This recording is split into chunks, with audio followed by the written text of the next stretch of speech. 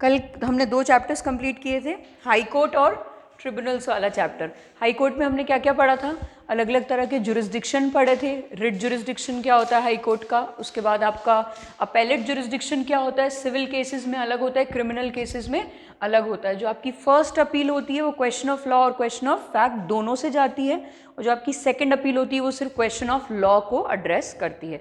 उसके बाद हमने पढ़ा था जो 3 आपके वो हैं कोर्ट्स हैं, कौन कौन से हैं, दिल्ली वाला कोर्ट नहीं है, बॉम्बे, मद्रास और कैलकाटा। इसमें इंट्रा कोर्ट अपील्स की बात भी होती है। इंट्रा कोर्ट मतलब अगर किसी एक जज ने आपका केस डिसाइड किया है तो आप उसी कोर्ट में अपील लगा सकते हो कि अब मुझे डिवीजन बेंच से अपना ये जजमेंट चाहिए, क्योंकि मुझे ये आप कह सकते हो फेयर नहीं लग रहा है जजमेंट, या आप बोल सकते हो कि बायस्ड लग रहा है, हाँ इसलिए मैं अब डिवीजन बेंच, वो डिवीजन बेंच एक से ज़्यादा कितने की भी हो सकती है, 2, 3, यूजली हम ऑड नंबर्स में रखते हैं, 3 या 5 इस तरह से रखते हैं। फिर हमने पढ़ा था कि उसके बाद सुपरवाइजरी जुरिस्डिक्शन पढ़ा था। सुपरवाइजरी जुरिस्डिक्शन में हमने देखा था कि पूरे के पूरे जितने भी कोर्ट्स होंगे, सबऑर्डिनेट कोर्ट्स होंगे, कहाँ पे, with in the territorial jurisdiction of a state high court, उस पे सुपरवाइजर का काम करने का करता है कौन, हाई कोर्ट करता है। रिविजनल जुरिस्डिक्शन है मतलब किसी भी कोर्ट के डिसीजन को रिवाइज कर सकता है। सुओ मोटो है मतलब खुद से भी कोई भी केस उठा के किसी नीचे कोर्ट का अपने ऊपर रख सकता है। अब उस कोर्ट को वो पूरा, उस डिसीजन को वो पूरा एंड तक भी ले जा सकता है, या वो सिर्फ क्वेश्चन ऑफ लॉ को इंटरप्रेट करके वापस वो केस रेफर कर सकता है सबऑर्डिनेट कोर्ट्स को। ठीक है, इसके बाद हमने और क्या पढ़ा था, और कौन कौन से जुरिस्डिक्शन पढ़े थे, ओरिजिनल जुरिस्डिक्शन।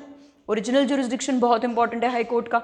उसमें हमने पढ़ा था एडमिरैलिटी के केसेस जो होते हैं, एडमिरैलिटी मतलब नेविगेबल वाटर्स जिसको बोलते हैं, मतलब कि सी पे कोई भी अगर इशू आ रहा है तो वो जो है उसका सबसे पहली अपील कहाँ पे जाएगी, आपकी हाई कोर्ट में जाएगी, ओरिजिनल जुरिस्डिक्शन है। उसके बाद हमने रेवेन्यू के मैटर्स भी पढ़े थे कि हाँ रेवेन्यू के केसेस में, और ये after the commencement of the constitution revenue का फंक्शन हमने किसको दिया है, हाई कोर्ट को दिया है। उसके बाद क्या था ओरिजिनल जुरिस्डिक्शन में, बिल्कुल एक आपका वो एक एडमिरैलिटी, और ये तो हो गया। तीसरा पॉइंट जो वो था इलेक्शन ऑफेंसेस वाला, वो बहुत इंपॉर्टेंट है।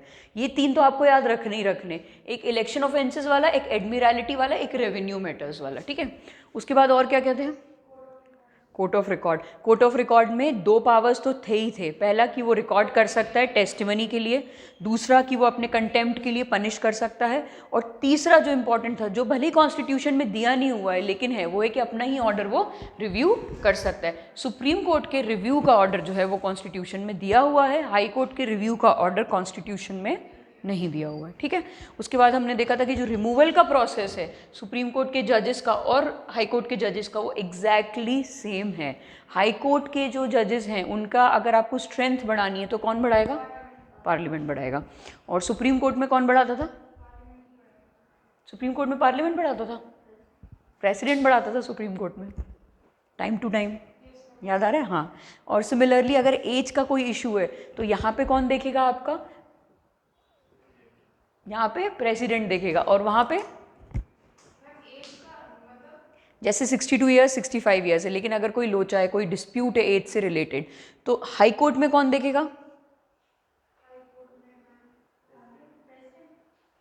हाँ हाई कोर्ट में देखेगा प्रेसिडेंट, और सुप्रीम कोर्ट में कौन देखता था, पार्लियामेंट देखता था।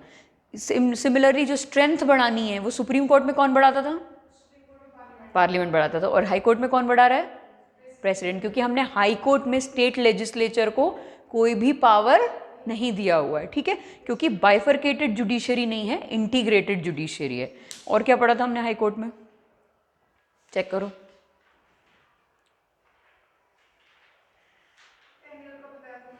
हाँ कि क्या टेन्योर, क्या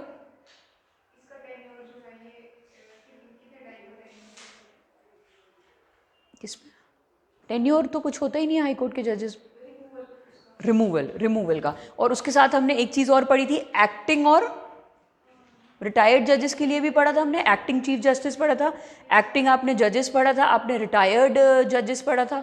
कौन अपॉइंट करता है इनको, प्रेसिडेंट अपॉइंट करता है, किसकी मर्जी से, अगर रिटायर्ड है तो उस बंदे की मर्जी से, और अगर एक्टिंग है तो आपको चीफ जस्टिस उस पर्टिकुलर हाई कोर्ट की मर्जी से लेना होगा। और ये हो गया आपका हाई कोर्ट का चैप्टर कंप्लीट। थोड़ा कॉम्प्लिकेटेड चैप्टर है लेकिन क्वेश्चंस आते ही आते हैं। सुप्रीम कोर्ट से फिर भी क्वेश्चन नहीं आए, हाई कोर्ट से क्वेश्चन इज़ अ मस्ट। ठीक है, पार्लियामेंट से इज़ अ क्वेश्चन मस्ट। तो ये इन जो मेन चैप्टर्स हैं आपके, इन पे बहुत फोकस करना है, ठीक है। उसके बाद हमने पढ़ा था सबऑर्डिनेट कोर्ट्स। सबऑर्डिनेट कोर्ट्स में हमने ट्रिब्यूनल्स पढ़ा था। उसके बाद हमने 323A 323B, ए और बी से समझ में आ रहा है कि ओरिजिनल कॉन्स्टिट्यूशन में ये नहीं था, ठीक है, ये आया है अमेंडमेंट से। उसके बाद हमने पढ़ा था कि पहले नॉर्मल जो जितने भी केसेस होते थे वो inferior court, high court, supreme court में जाते थे। हमने क्या किया, हमने इनके लिए स्पेशलाइज्ड कोर्ट्स बना दिए जिनको हमने ट्रिब्यूनल्स का नाम दिया। 323A डील करता है एडमिनिस्ट्रेटिव ट्रिब्यूनल से और 323B करता है अदर पर्पसेस के लिए जो ट्रिब्यूनल्स बनाए गए हैं उनके लिए। जो 323A है उसमें ट्रिब्यूनल सिर्फ और सिर्फ कौन बना सकता है, पार्लियामेंट बना सकता है। 323 में पार्लियामेंट भी बना सकता है और स्टेट लेजिस्लेचर भी आपका बना सकता है। उसके बाद अलग अलग थे, टैक्सेशन था आपका लेबर लॉज थे, इन सब के लिए अलग अलग आपने ट्रिब्यूनल्स बनाए हुए हैं। और एडमिनिस्ट्रेटिव ट्रिब्यूनल्स का क्या मतलब है कि पब्लिक सर्वेंट्स के साथ रिक्रूटमेंट के टाइम पे या उनकी कंडीशंस ऑफ सर्विस में कुछ भी हो सकता है, leave, pension, salary, allowances, housing allowance, कुछ भी आपके साथ प्रॉब्लम हुई है तो आप इसके ग्रीवेंस को कंप्लेन कर सकते हैं ट्रिब्यूनल में जाके, एडमिनिस्ट्रेटिव ट्रिब्यूनल में जाके। बहुत ही नॉमिनल फीस लगती है 50 रुपीज़ और दोनों बैकग्राउंड से हम इसमें मेंबर्स लेते हैं, ठीक है, जुडिशियल से भी और एडमिनिस्ट्रेटिव से भी। कौन अपॉइंट करता है इनके मेंबर्स को, प्रेसिडेंट, क्योंकि ये कॉन्स्टिट्यूशनल बॉडी है, ऐसे याद रखना, ये कॉन्स्टिट्यूशनल बॉडी है, इसलिए इसके जो मेंबर्स हैं, चेयरपर्सन है, उनको कौन अपॉइंट करता है, आपका प्रेसिडेंट अपॉइंट करता है, लेकिन on the recommendation of a selection committee, ठीक है। एक सिलेक्शन कमिटी होती है और उसमें जुडिशरी के ही मेंबर्स होते हैं, ठीक है। चीफ जस्टिस ऑफ इंडिया, उसकी रिकमेंडेशन से इसको हम अपॉइंट करते हैं, सॉरी, ठीक है। आगे समझ में, ट्रिब्यूनल्स में यही सारा कुछ था। याद रखने वाली ट्रिब्यूनल्स वाले चैप्टर में 2-3 क्वेश्चंस हैं जो बहुत ही आ सकते हैं। पहला तो ये कि दोनों तरफ से लेते हो आप, जुडिशरी से लेते हो, एडमिनिस्ट्रेटिव से भी लेते हो। दूसरा ये कि जो सिविलियन एम्प्लॉयज़ हैं डिफेंस फोर्सेस के, बस वही इसमें आते हैं। जो आपके नॉर्मल रेगुलर एम्प्लॉयज़ हैं डिफेंस फोर्सेस के, उनकी अलग एक्ट्स बनाई गई हैं, अलग कोर्ट्स बनाए गए हैं जिनको हम मार्शियल कोर्ट्स या मिलिट्री कोर्ट्स बोलते हैं, उनका यहाँ पे जुरिस्डिक्शन नहीं होगा। जो सेक्रेटोरियल स्टाफ है कहाँ पे, पार्लियामेंट, वो भी रूल्स ऑफ दोनों हाउसेस से होगा एडमिनिस्टर, वो इस वाले ट्रिब्यूनल से एडमिनिस्टर नहीं होगा। और तीसरी एक और चीज़ थी आपका, ये सुप्रीम कोर्ट का जो एडमिनिस्ट्रेटिव स्टाफ होता है वो सुप्रीम कोर्ट उधर के केसेस आपके देखेगा, ट्रिब्यूनल्स में वो केसेस नहीं जाएंगे। चंद्र कुमार केस आपको इस चैप्टर से याद रखना है। याद आपको ये रखना है कि ये कॉन्स्टिट्यूशनल बॉडी है जिसने पार्लियामेंट को पावर दी है कि आप एक्ट निकाल के सारे प्रोविजंस बनाओ, इसलिए इन्होंने एडमिनिस्ट्रेटिव ट्रिब्यूनल एक्ट निकाली 1985 की। और उस एक्ट ने बोला सेंट्रल गवर्नमेंट को कि आप कैट, सैट और जैट बनाइए, ठीक है। आ गया समझ में, ये याद रखने वाली बात है इस चैप्टर में। मैंने कल भी बहुत बार इस पे फोकस किया था, ठीक है, कि क्या बनाया, कॉन्स्टिट्यूशन में बोला गया कि पार्लियामेंट बनाएगी, पार्लियामेंट ने एक्ट में बोला कि सेंट्रल गवर्नमेंट बनाएगी। क्लियर, ठीक है। चलो अब आ जाइए, जो नेक्स्ट चैप्टर हम करने स्टार्ट किया था वो था आपका सबऑर्डिनेट कोर्ट्स, जो आपके हाई कोर्ट से नीचे होते हैं। ये इसमें सारे कोर्ट्स आ जाते हैं, district, additional district, session court, मतलब जो भी हाई कोर्ट से नीचे with in the state courts हैं वो सब किसके अंदर आ जाते हैं, सबऑर्डिनेट कोर्ट्स के अंदर आ जाते हैं। इसमें हमने देखा था जो हाईएस्ट ऑफिसर होता है वो होता है आपका डिस्ट्रिक्ट जज। क्या क्या क्वालिफिकेशंस होनी चाहिए उसकी, उसने कोई और ऑफिस नहीं होल्ड करना चाहिए, ठीक है, 7 साल का उसके पास एक्सपीरियंस होना चाहिए। और तीसरा क्या कि उसकी रिकमेंडेशन कहाँ से आनी चाहिए, हाई कोर्ट से आनी चाहिए। अपॉइंटमेंट कौन कर रहा है, गवर्नर कर रहा है। किससे पूछ के करेगा, हाई कोर्ट से पूछ के करेगा। और अदर देन डिस्ट्रिक्ट जज, मतलब उसके इंफीरियर जितनी भी पोस्ट है वो किससे भरेगा, वो भी गवर्नर ही, लेकिन किससे पूछ के भरेगा, हाई कोर्ट के साथ साथ उसे SPSC की भी रिकमेंडेशन लेनी पड़ेगी, वही कंडक्ट कराता है एग्जाम्स एक्चुअली, ठीक है। आगे समझ में, अब हम आज जो स्टार्ट करने वाले हैं वो है स्ट्रक्चर एंड जुरिस्डिक्शन। इसमें हम देखेंगे कि कोई भी स्पेसिफिक एक पर्टिकुलर स्टेट का एक पर्टिकुलर स्ट्रक्चर नहीं है, ठीक है, वो हमने किस पे छोड़ दिया है, अलग अलग स्टेट्स पे छोड़ दिया है, ठीक है। तो डिपेंडिंग अपॉन की स्टेट्स की क्या मर्जी है, अपनी मर्जी के हिसाब से वो ऑर्गेनाइज कर सकते हैं पूरे के पूरे स्ट्रक्चर को।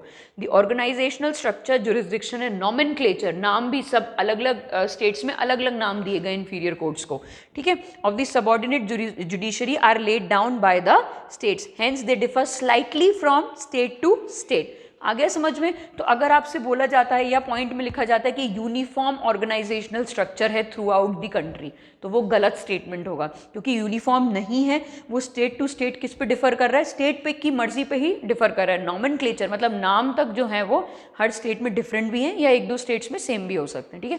किस पे डिपेंड कर रहा है, वो स्टेट की मर्जी पे डिपेंड कर रहा है, ठीक है। उसके बाद आइए कि हम देख लेते हैं 3 टियर कैसे होता है। हाई कोर्ट के नीचे सिविल साइड देखते हैं और फिर क्रिमिनल साइड देखते हैं, ठीक है।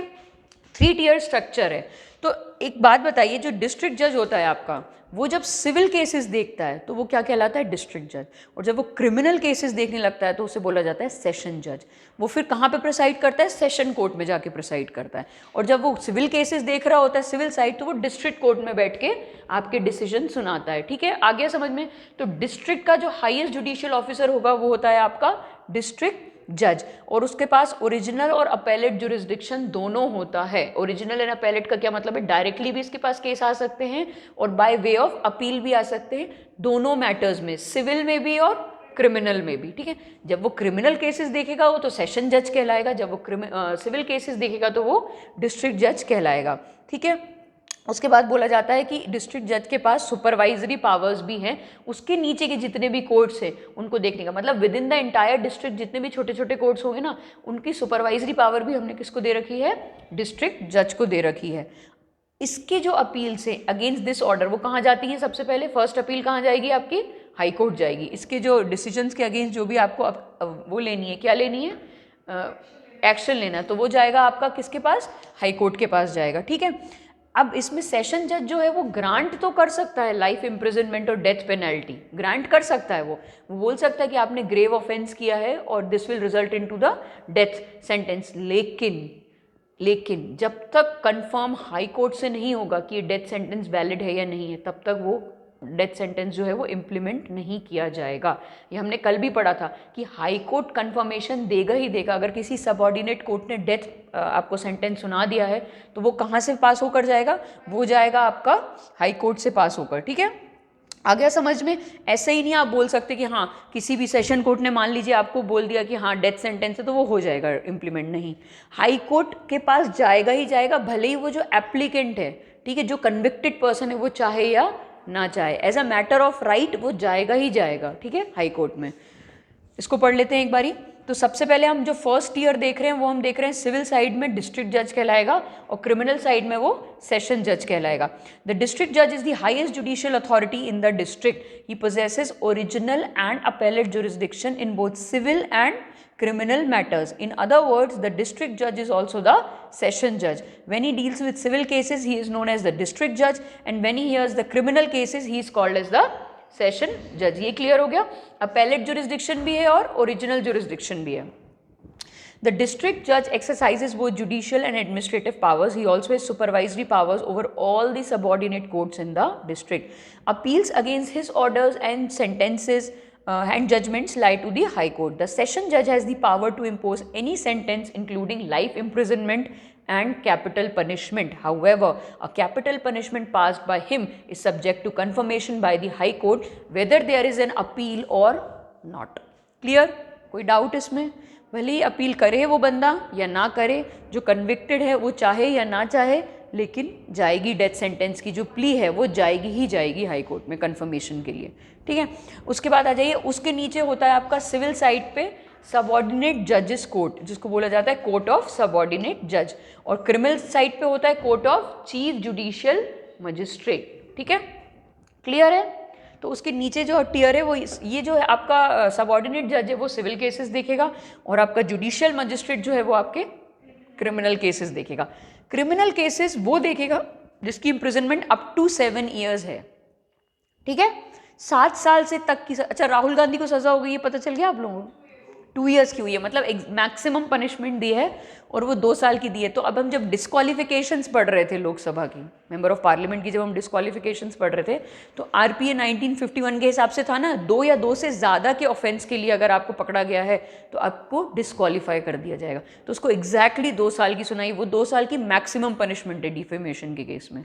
तो अब उसका जो ऑब्वियसली बेल तो हो ही गई है और आगे हाई कोर्ट में भी स्क्वैश हो सकता है ऑर्डर, लेकिन अभी के लिए उसको डिस्क्वालीफाई कर दिया जाएगा लोकसभा की सीट से। कहाँ से है वो? मेंबर ऑफ पार्लियामेंट वयानाद से है, ठीक है, साउथ से, ठीक है, केरला, वयानाद।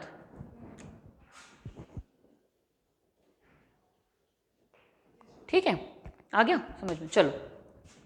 हाँ, तो जब तक 7 साल से तक की सज़ा है तो वो कौन देख सकता है आपके क्रिमिनल साइड पे? चीफ जुडिशियल मजिस्ट्रेट का कोर्ट देख सकता है। Below the district and session court stands the court of subordinate जज on the civil side and court of chief judicial magistrate on the criminal side. The subordinate judge exercises unlimited pecuniary jurisdiction over civil suits. The chief judicial magistrate decides criminal cases which are punishable with imprisonment for a term of up to 7 years.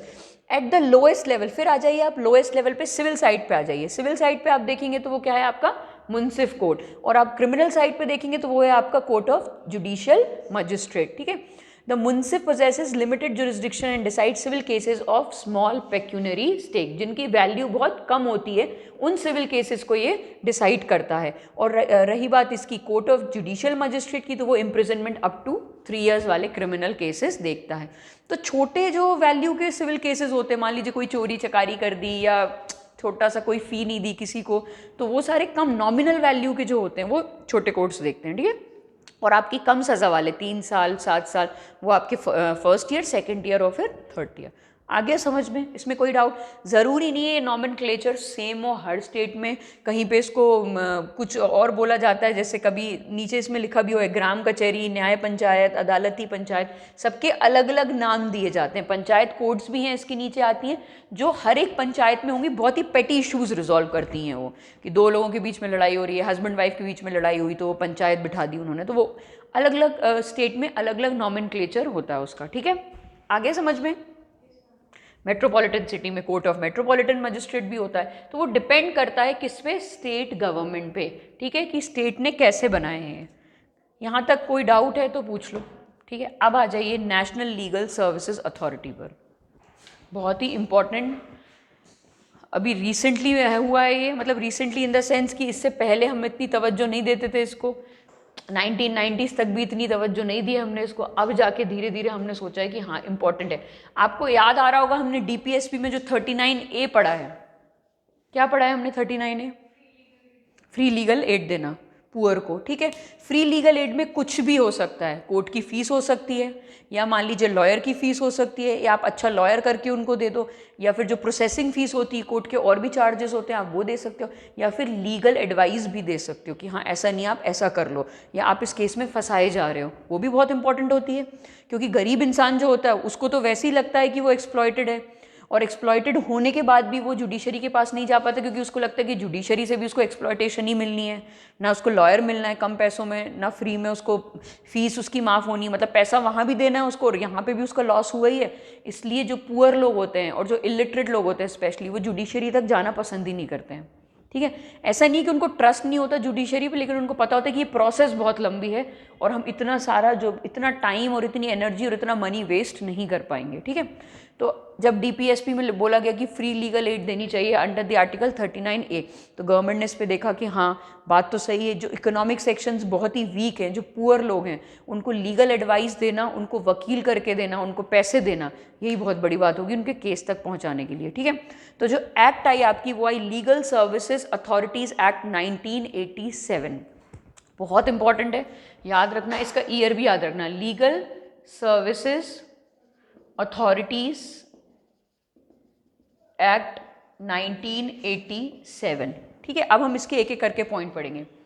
इसके अंदर पहला provision था NALSA को establish कराना। क्या है NALSA? National legal services authority. ये जो है आपकी, ये नेशनल लेवल पे मतलब प्रीमियम ऑर्गेनाइजेशन बनाई गई, और इसका काम सिर्फ क्या था? पॉलिसीज को बनाना, प्रोग्राम्स को बनाना, ठीक है, इनको बनाना, और दूसरा मॉनिटर करना। तो इसका काम ये है कि मैं पॉलिसी बनाऊंगा, मैं रूल्स भी बना दूंगा, मैं प्रोसेसेस भी बना दूंगा, और फिर मैं देखूंगा कि नीचे लेवल पे वो इम्प्लीमेंट हो रही है नहीं हो रही, मतलब मैं मॉनिटरिंग भी करूंगा इसकी। तो नालसा का जो नेशनल लेवल पे लीगल सर्विस अथॉरिटी बनाई गई, उसके 2 काम थे, पहला पॉलिसीज और प्रोग्राम्स बनाना, और दूसरा उसको देखना कि वो अच्छी तरह से इम्प्लीमेंट हो रही है नहीं हो रही, मतलब मॉनिटरिंग एंड एवेल्युएशन का काम था। तो ये तो हो गया आपका पहला पॉइंट। फिर उसके बाद बोला गया कि हर स्टेट में state legal services authority act, इस एक्ट के अंदर हर एक स्टेट में स्टेट लीगल सर्विसेज अथॉरिटी बनेगी और हर एक हाई कोर्ट में एक high court legal services committee बनेगी। ठीक है, तो जो सेकंड पॉइंट आपका इसमें आया वो आया आपका कि ईच स्टेट में क्या बनेगा, SLSA बनेगा, स्टेट लीगल सर्विसेज अथॉरिटीज बनेंगी और उसके साथ साथ हर एक हाई कोर्ट में एक कमिटी बनेगी लीगल सर्विसेज पे। ठीक है, आ गया समझ में। ये क्या कर रहे हैं, हाई कोर्ट के प्रमाइसेस में ही कुछ दिन ये डेडिकेट कर देते हैं कि इन 2 दिन हम क्या करेंगे, हम फ्री में लोगों को बांटेंगे, लीगल एडवाइस बांट सकते हैं या हम लॉयर फ्री में करके दे देंगे या फीस दे देंगे। ठीक है, तो ये हर हाई कोर्ट के अंदर एक कमिटी बनेगी और हर स्टेट के अंदर क्या होगा, स्टेट लीगल सर्विसेज अथॉरिटी बनेगी। ये सब इसी एक्ट के अंदर हो रहा है। ठीक है, तो दूसरा पॉइंट आपका ये हो गया। फिर डिस्ट्रिक्ट लेवल पे भी डिस्ट्रिक्ट लीगल सर्विसेज अथॉरिटी बना दी, तालुक लेवल पे भी, तालुक जो डिस्ट्रिक्ट से और छोटा होता है उस लेवल पे भी हमने क्या बना दिया, लीगल सर्विसेज अथॉरिटी बना दी। तो डिस्ट्रिक्ट के लिए भी बना दी और तालुक के लिए भी बना दी। ठीक है, तो तीसरा पॉइंट आपका ये हो गया कि आपने लोअर लेवल पे भी लीगल सर्विसेज अथॉरिटीज बना दी। आ गया समझ में। उसके बाद सुप्रीम कोर्ट में एक कमिटी बनाई गई, supreme Court legal services committee, वो देखेगी कि सुप्रीम कोर्ट से रिलेटेड कितनी फ्री लीगल एड दी जा रही है। आ गया समझ में। ठीक है, जैसे हाई कोर्ट के लिए कमिटी बनी है वैसे हमने बोला कि सुप्रीम कोर्ट के लिए भी हम क्या बना देते हैं, एक कमिटी बना देते हैं। ठीक है, इसका काम सिर्फ पॉलिसीज को बनाना और मॉनिटर करने का है। ये सब क्या करेंगे, अपने अपने लेवल पे इसको इम्प्लीमेंट करेंगे। ठीक है, ये जो अथॉरिटीज़ बना गई ये काम, ये कोशिश करेंगे लोगों तक हम पहुंचाएं कि आपका केस किस टाइप का है, उनको लीगल एडवाइस दें फ्री में। तो ये सारे काम एक्चुअली कौन कर रहा है, ये उसका काम क्या है, सिर्फ पॉलिसी प्रोग्राम्स बनाना, रूल्स बनाना और उसके साथ साथ देखना कि सही तरह से फॉलो हो रहा है या नहीं हो रहा है। ठीक है, इसको एक बार ही पढ़ते हैं। Article 39A of the Constitution of India provides for free legal aid to the poor and weaker sections of the society and ensures justice for all. Article 14 and 22(1) of the Constitution also make it obligatory for the state to ensure equality before law and a legal system which promotes justice on the basis of equal opportunity to all. In the year 1987, the Legal Services Authority Act was enacted by the Parliament, which came into force on, ये सब आप छोड़ सकते हो, basically क्या है, to establish a nationwide uniform network for providing free and competent legal services to the weaker sections of the society on the basis of equal opportunity. The National Legal Services Authority (NALSA) has been constituted under the Act to monitor and evaluate implementation of legal aid programs and to lay down policies and principles for making legal services available under the Act. अब आ रहा है समझ में। ये chapters हम इन पे ध्यान नहीं देते हैं, लेकिन मैं इसीलिए पढ़ा रही हूँ क्योंकि क्वेश्चंस बहुत प्रोबेबल हैं इन चैप्टर्स से। ठीक है, उसके बाद आइए, इन एवरी स्टेट, हर एक स्टेट में हमने क्या बनाया, स्टेट लीगल सर्विसेज अथॉरिटी बनाया और हर एक हाई कोर्ट में we have created a high court legal services committee has been constituted. The district level services authority, taluk level services authority has been constituted in the district and most of the taluks to give effect to the policies and directions of the NALSA and to provide free legal services to the people and conduct lok adalats in the state. एक dedicated ना हफ्ता होता है, ये dedicated हफ्ते के कुछ दिन होते हैं यहाँ पे सुप्रीम कोर्ट में, हाई कोर्ट में, डिस्ट्रिक्ट कोर्ट में क्या किया जाता है, लोक अदालत रखी जाती है। बेसिकली आप अपने ग्रीवेंसेस लेकर आइए और हम ये कोशिश करेंगे कि हम उनको सुलझा के मैटर को सॉल्व कर सकें। ठीक है, उसके बाद the Supreme Court legal services committee has been constituted to administer and implement the legal services programme in so far as it relates to the Supreme Court of India. The NALSA lays down policies, principles, guidelines and frames effective and economic schemes for the state legal services authority to implement the legal services program throughout the country. तो जैसे कि आपको इस time पे आप revise करें और आपको नहीं याद आए तो आप ये भी लिख लेंगे ना, तो आप आंसर को एलैबोरेट करके लिख सकते हैं। ठीक है, तो नालसा, सालसा, डिस्ट्रिक्ट लेवल पे भी, तालुक लेवल पे भी, हाई कोर्ट और सुप्रीम कोर्ट में कमिटीज़ बनाई गई। ये सब क्या काम कर रहे हैं, इनका एक ही मोटिव है कि हम गरीब लोगों को, इकोनॉमिकली वीकर सेक्शंस को फ्री लीगल एड कैसे दे सकते हैं। फ्री लीगल एड में पैसे भी आ सकते हैं और आप अपनी लीगल एडवाइस भी दे सकते हैं। ठीक है, अब इसमें क्या क्या आएगा, इसका काम क्या है बेसिकली वो देखते हैं। Free and competent legal services to the eligible persons to organise Lok Adalat for amicable settlement of disputes, जो हम आगे पढ़ेंगे कि लोक अदालत कैसे डिस्प्यूट को सेटल करते हैं। और तीसरा, to organise legal awareness camps in the rural areas, मतलब लोगों को, आपको क्या करना है, लोगों को मोटिवेट करना है कि हाँ अगर आपके पास कोई प्रॉब्लम है, कोई केसेस हैं, तो आप जुडिशरी तक आइए, जुडिशरी आपकी मदद करेगा। तो वो अवेयरनेस भी फैलाना पड़ता है, ठीक है।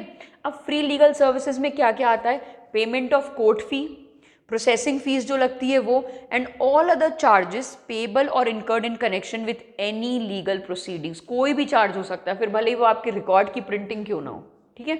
कोई भी चार्ज है जो आपके केस से रिलेटेड है, लीगल चार्ज है, उसके हम पैसे देंगे आपको, इसीलिए वो फ्री लीगल एड बोला जाता है।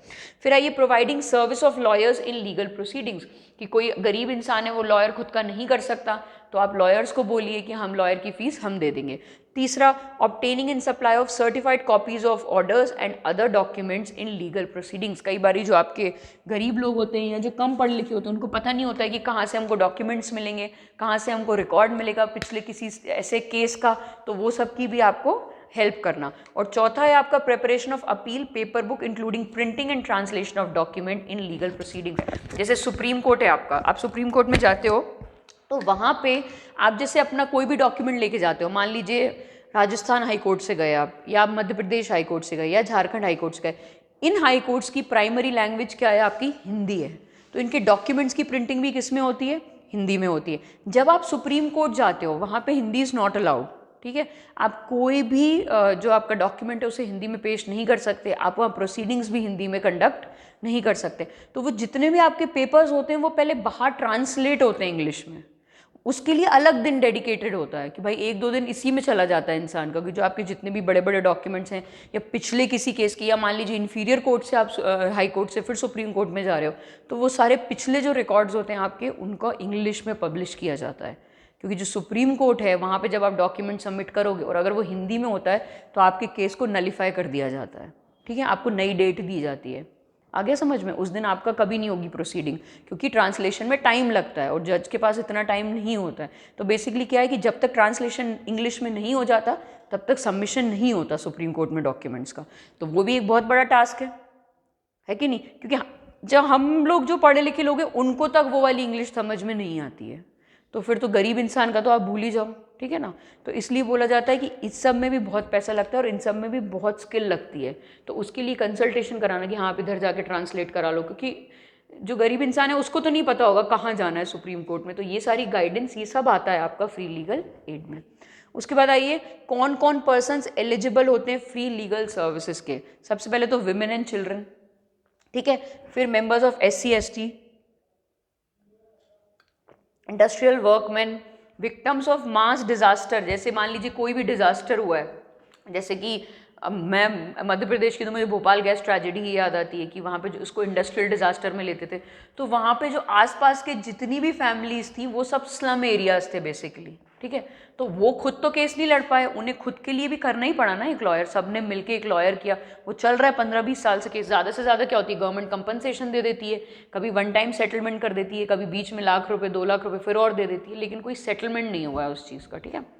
चौथा है आपका वायलेंस, फ्लड आया, जैसे कि जो आपके नेचुरल डिजास्टर्स है, अर्थक्वेक आया, या कोई इंडस्ट्रियल डिजास्टर है जैसे मैंने अभी एग्जांपल बताया। फिर डिसेबल्ड पर्सन्स, ठीक है, वो फिजिकली डिसेबल्ड भी हो सकते हैं, मेंटली डिसेबल्ड भी हो सकते हैं, उनकी हेल्प करना। पर्सन्स इन कस्टडी, जो ऑलरेडी कस्टडी में हैं और बाहर उनके कोई राइट्स नहीं है, और जो अंडर ट्रायल्स होते हैं आपके, जो जेल में अपना टर्म सर्व कर रहे हैं और वो बेचारे इसलिए रह रहे हैं क्योंकि उनकी डेट ही नहीं आ पा रही, क्योंकि उनके परिवार वालों के पास पैसा ही नहीं है कि वो वकील करके उनका केस लड़ सके, तो वो इसलिए अंडर ट्रायल बोला जाता है उनको, कि वो अपनी बिना ट्रायल के भी सर्व करे जा रहे हैं जेल में, ठीक है। Person whose annual income does not exceed 1 lakh, in the Supreme Court Legal Services Committee the limit is 1,25,000। और उसके बाद victims of trafficking in human beings और बेकार जो forced labor होता है आपका, तो ये सारे जो इस तरह की कैटेगरी वाले लोग हैं, these are eligible for free legal aid। Supreme court भी जा सकते हैं, हाई कोर्ट भी जा सकते हैं, डिस्ट्रिक्ट तालुका कहीं भी जा सकते हैं, ठीक है। उसके बाद आइए लोक अदालत। बेसिकली लोक अदालत होता क्या है, वो लोकायुक्त होता है। हाँ, देखो लोक अदालत क्या होता है, जैसे कभी आपने वो वाला कॉन्सेप्ट सुना जन सुनवाई, जो सिविल सर्वेंट्स कराते हैं अपने ऑफिस के बाहर, जन सुनवाई बेसिकली, है ना, कि या कोई भी जो नॉर्मल बंदा है वो अपनी एप्लीकेशन लेके कलेक्टर के पास आ सकता है। हफ्ते का एक दिन डेडिकेट कर दिया कलेक्टर ने, मान लीजिए संडे कर दिया उसने, ऑफिस से बाहर निकल के उसने बाहर ही पेड़ के नीचे कुर्सी लगा ली अपनी और उसने सबकी वो सुनी, प्रॉब्लम सुनी, ठीक है, क्योंकि ऑफिस में हर दिन नहीं मिल सकता कलेक्टर इतने लोगों से, तो एक दिन 2 दिन डेडिकेट कर देता है अपने शेड्यूल के हिसाब से कि एक काम करते हैं, अब हम लोगों के ग्रीवेंसेस सुन लेते हैं, हो सकता है वहीं के वहीं सॉल्व हो जाए। क्योंकि कई बार क्या होता है ना, सिर्फ एक साइन चाहिए होता है, लेकिन उनके पेपर्स अटके होते हैं 5-5, 6-6, 10-10 साल तक, क्योंकि गांव के लोगों को नहीं पता होता कि किसके पास जाना है। और हमारा सिस्टम बहुत ही स्क्यूड है, कहीं भी आपको ये नहीं लिखे मिलेगा कि हाँ अब तो खैर बहुत चेंजेस हो गए हैं, पिछले 5-7 सालों में बहुत चेंजेस हो गए हैं, क्योंकि everything is online now. But वो ऑनलाइन भी उसके लिए डिफ़िकल्ट है, गांव वाले इंसान के लिए तो डिफिकल्टी है ना ऑनलाइन सिस्टम भी, वो थोड़ी जाके फिल कर सकता है, उसके लिए भी फिर वो मिडिल मैन के पास ही जाएगा, किसी एक बंदे के पास जाएगा जो उसका नाम वगैरह ये सब फिल करेगा। तो इसीलिए बोला जाता है कि वर्ड टू वर्ड कॉन्टैक्ट होना चाहिए पर्सन, मतलब सिटीजन्स के बीच में और आपके सिविल सर्वेंट्स के बीच में। ये नहीं कि आप अंदर एसी वाले ऑफिस में बैठे और आपको पता ही नहीं है कि बाहर क्या चल रहा है आपके डिस्ट्रिक्ट में, गाँव में, क्योंकि पोस्टिंग तो सबसे पहले जो मिलती है वो छोटे छोटे डिस्ट्रिक्ट्स में ही मिलती है। वहाँ के छोटे जैसे किसानों की कोई प्रॉब्लम है, ये होती बहुत प्रॉब्लम्स कम है, आपके लिए वो आपकी लाइफ का 1-2-4 मिनट ही होगा, लेकिन उनके लिए बहुत बड़ा इशू होता है वो। तो जन सुनवाई बेसिकली क्या होता है कि हम लोगों के ग्रीवेंसेस को सुनेंगे और उसे सॉल्व करने की कोशिश करेंगे जल्द से जल्द, ठीक है। वो पूरे उस कॉम्प्लिकेशंस में नहीं पढ़ना पड़ेगा कि हाँ पहले एक फ़ाइल दो फिर दूसरी फ़ाइल दो, और खींचना नहीं पड़ेगा उसके लिए, ठीक है। उसी तरह का सिमिलर कॉन्सेप्ट पे है लोक अदालत। लोक अदालत का ये मतलब है कि जो नॉर्मल कोर्ट होता है वो तो criminal procedure code, civil procedure code से चलता है और वो पूरा प्रोसेस चलता है, ठीक है। लोक अदालत क्या कर रहा है, लोक Adalat is a form of alternative dispute resolution. अब ये कीवर्ड बहुत इंपॉर्टेंट है, ठीक है, ऑल्टरनेटिव डिस्प्यूट रेजोल्यूशन। ऐसे केसेस जो कोर्ट तक पहुंच गए हैं, लिख लो पहले, ऐसे केसेस, वो भी मिल जाएगा वैसे बुक में आपको, ऑल्टरनेटिव डिस्प्यूट रेजोल्यूशन।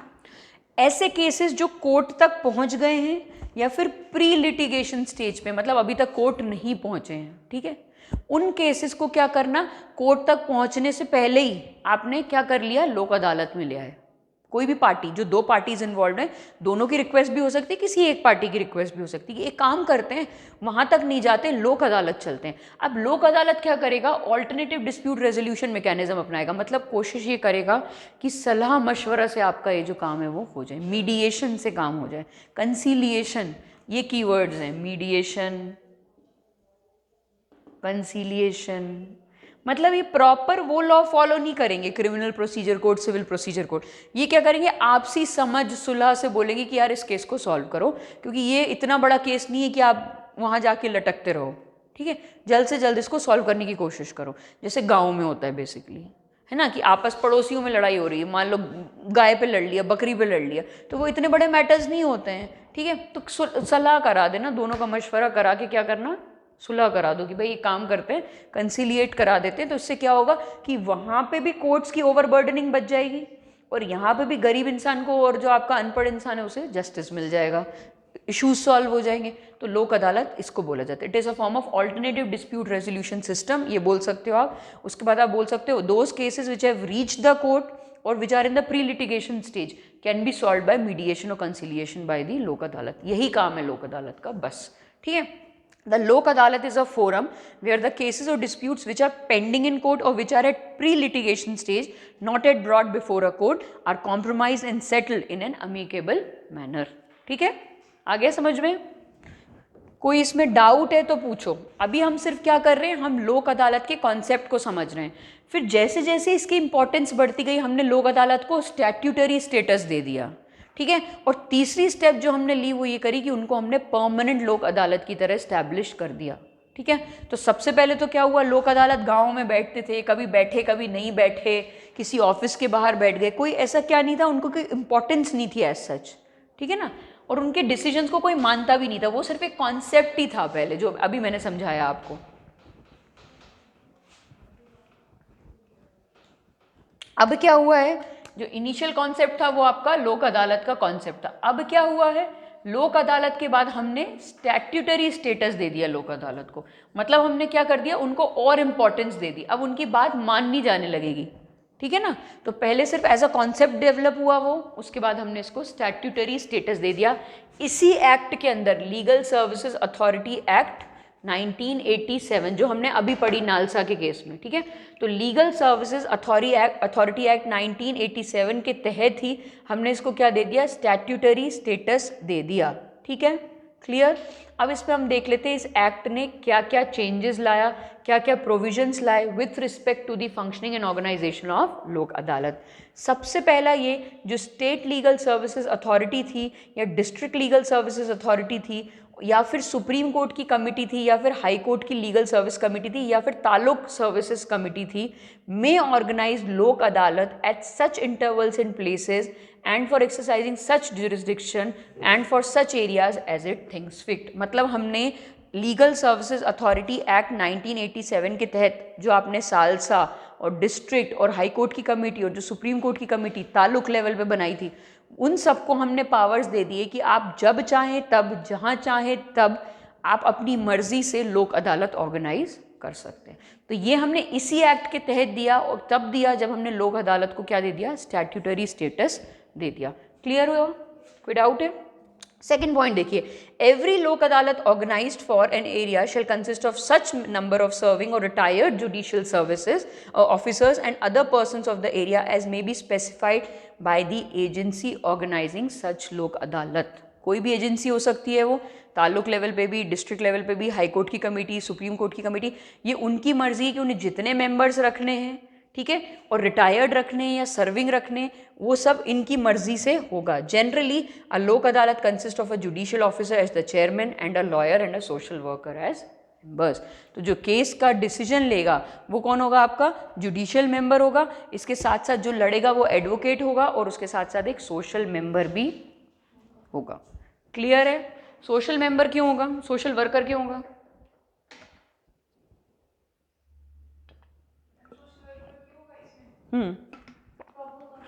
लोक अदालत की ज़रूरत क्यों है? लोक अदालत में सोशल वर्कर की कहाँ पे इंपॉर्टेंस है? हाँ, उसको ग्रास रूट लेवल पे पता है। जो दूसरा बंदा है वो तो जुडिशियल ऑफिसर है, तो वो तो केस के बेसिस पे देखेगा। जो सोशल वर्कर है उसको एग्जैक्टली पता है कि भाई इनकी क्या प्रॉब्लम्स हैं, उसको बैकग्राउंड भी पता होगा कि भाई इनका केस है भी लायक बात करने की कि नहीं, या सिर्फ ये टाइम वेस्ट कर रहे हैं लोक अदालत का।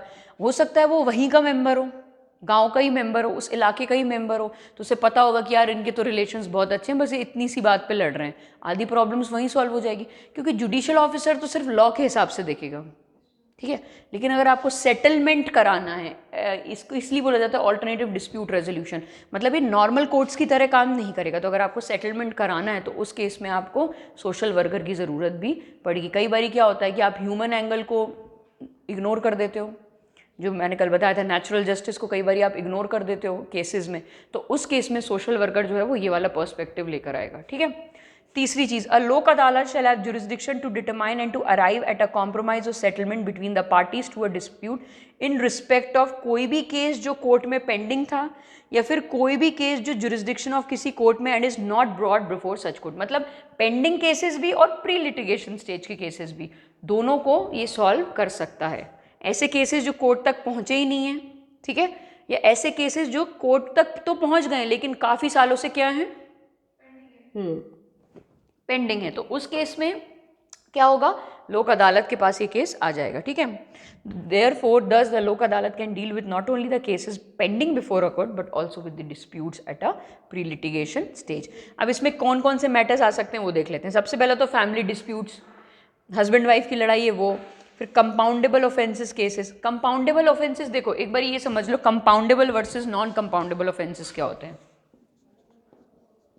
जो कंपाउंडेबल ऑफेंसेस होते हैं ना आपके, उन पे क्या हो सकता है, बेल मिल जाती है, मतलब वो इतने ग्रेव नहीं होते हैं। नॉन कंपाउंडेबल मतलब नॉन बेलेबल ऑफेंसेस इतने ग्रेव ऑफेंसेस हैं कि इनमें तो पूरा केस आपका चलाना ही चलाना पड़ेगा, बिना किसी प्रॉपर जज के, केस के, कोर्ट के ये केस सॉल्व नहीं होगा। नॉन कंपाउंडेबल ऑफेंसेस को बोलते हैं नॉन बेलेबल ऑफेंस, ठीक है। तो यहाँ पे हमने कंपाउंडेबल ऑफेंसेस को रखा है, ठीक है, ग्रेव ऑफेंसेस को हमने यहाँ पे नहीं रखा है। फिर लैंड डिस्प्यूट्स होते हैं, लेबर डिस्प्यूट होते हैं, कई बार वर्कमैन को कंपनसेशन नहीं मिला होता उसके काम के हिसाब से, बैंक रिकवरी के केसेस होते हैं, पेंशन के केसेस होते हैं, स्लम क्लियरेंसेस केसेस होते हैं, फिर उसके बाद कंज्यूमर के ग्रीवेंसेस केसेस होते हैं। हम जैसा ग्राहक, मान लीजिए हाँ उसने हमें एक्सपायर्ड प्रोडक्ट दे दिया या उसने हमें ख़राब प्रोडक्ट दे दिया, बिना बताए दे दिया, मेरे बच्चे को ये वाला प्रोडक्ट दे दिया, ये सारी चीज़ें, ठीक है। टेलीफोन बिल से रिलेटेड होते हैं, हाउस टैक्स केसेस होते हैं, सेल्यूलर कंपनी से रिलेटेड केसेस होते हैं, ये सारे लोक अदालत में जाते हैं। आगे समझ में। But the Lok Adalat shall have no jurisdiction in respect of any case और matter relating to an offence non compoundable under any law. ये नहीं है कि आपको पता है कि यार मैंने बहुत ग्रेव ऑफेंस किया है और मैं कोर्ट जाऊंगा तो मुझे वहाँ सज़ा मिलेगी, इससे अच्छा मैं लोक अदालत जाके कम सज़ा में काम कर लूँ। नहीं, लोक अदालत भी तभी एग्जामिन करेगी जब आपका जो ऑफेंस है वो कंपाउंडेबल है, बेलेबल है। अगर नॉन कंपाउंडेबल है मतलब ग्रेव है, तो उस केस में लोक अदालत आपके केस को एग्जामिन नहीं करेगा।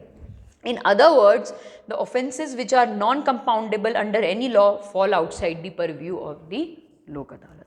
आ गया समझ में। जहाँ पे सेटलमेंट अलाउड ही नहीं होता वो होते हैं आपके नॉन कंपाउंडेबल ऑफेंस, ठीक है।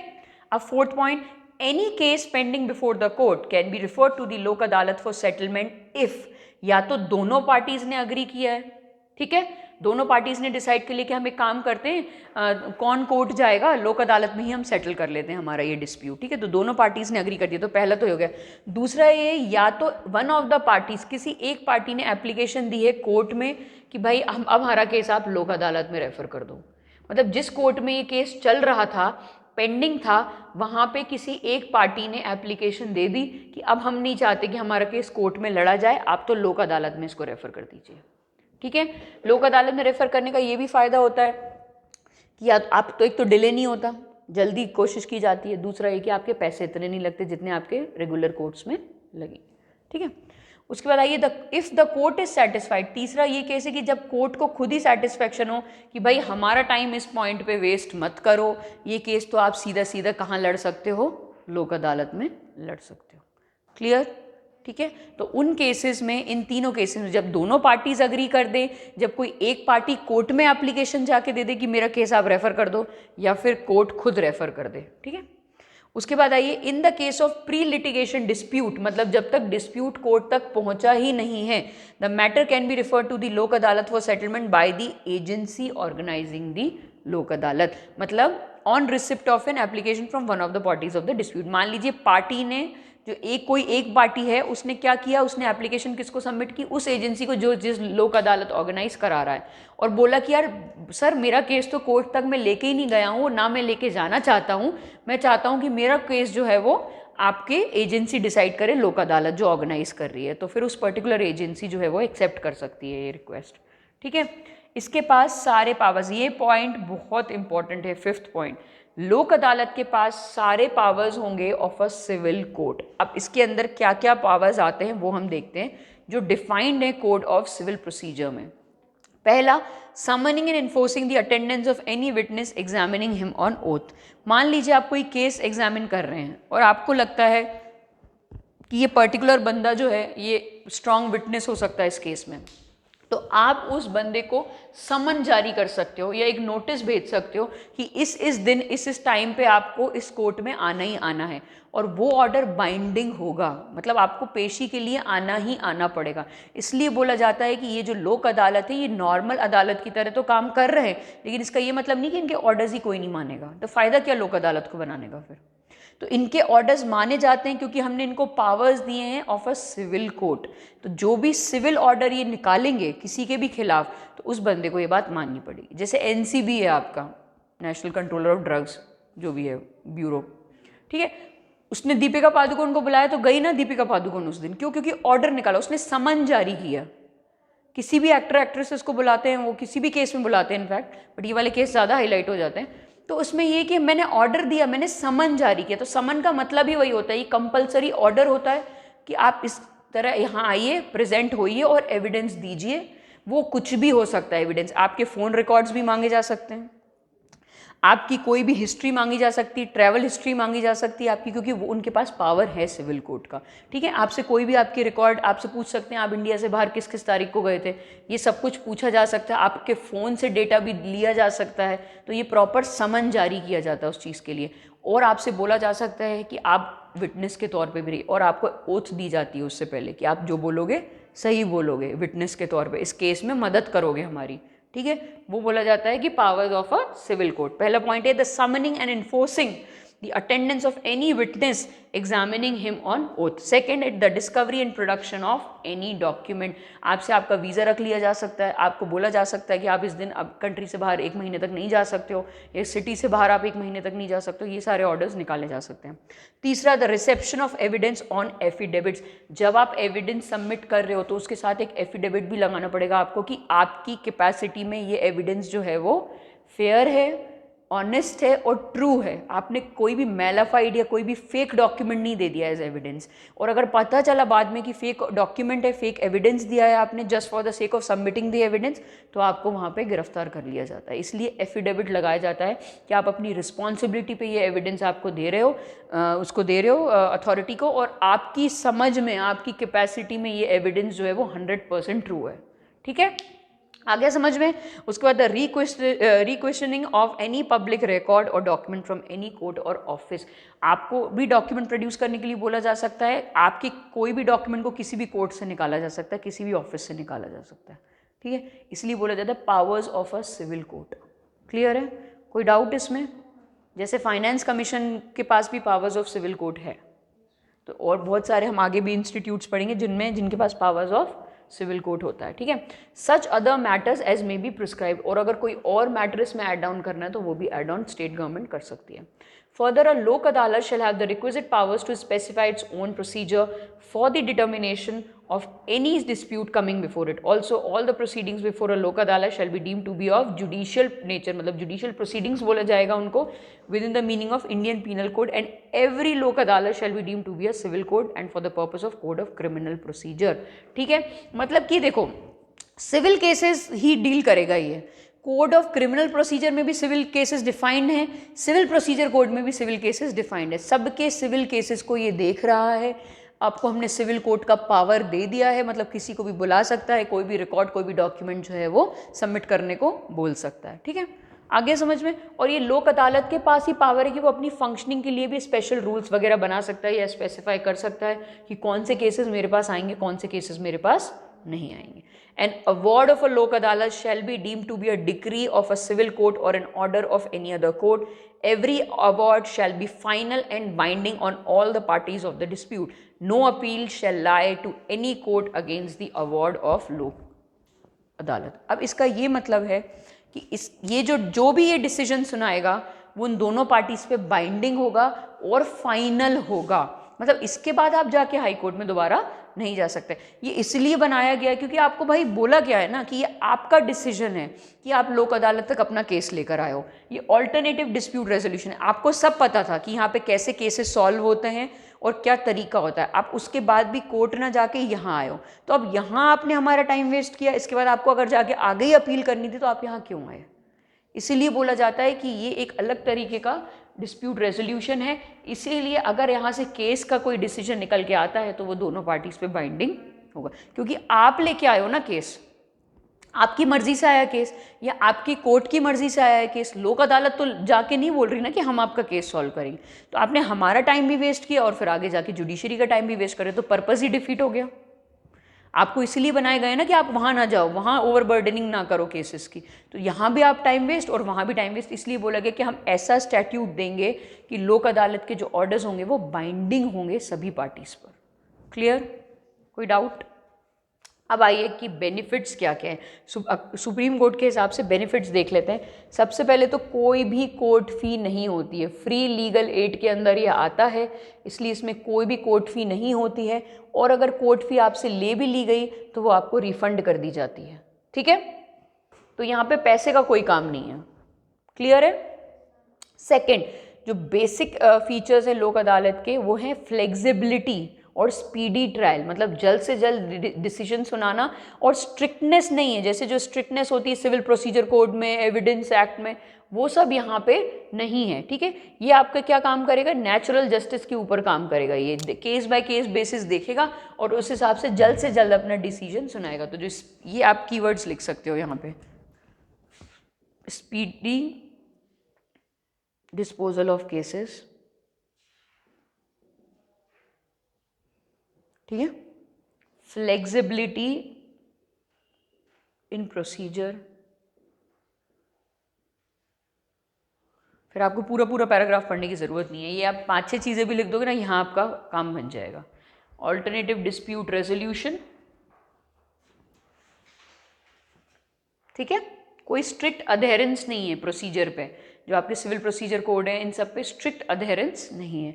तीसरा, the parties can directly interact with the जज through their counsel which is not possible in regular courts of law. आपको क्या बोलने दिया जाता है जब तक आपको कटघरे में ना बुलाया जाए? नहीं, रेगुलर कोर्ट्स में तो आप अपने लॉयर के थ्रू ही पेश करते हो ना केस को, यहाँ पे ऐसा कुछ भी नहीं है। आप काउंसिल की मदद से बोल सकते हो कि मुझे जज से डायरेक्टली बात करनी है, और आप वहाँ पे डायरेक्टली बात भी कर सकते हो।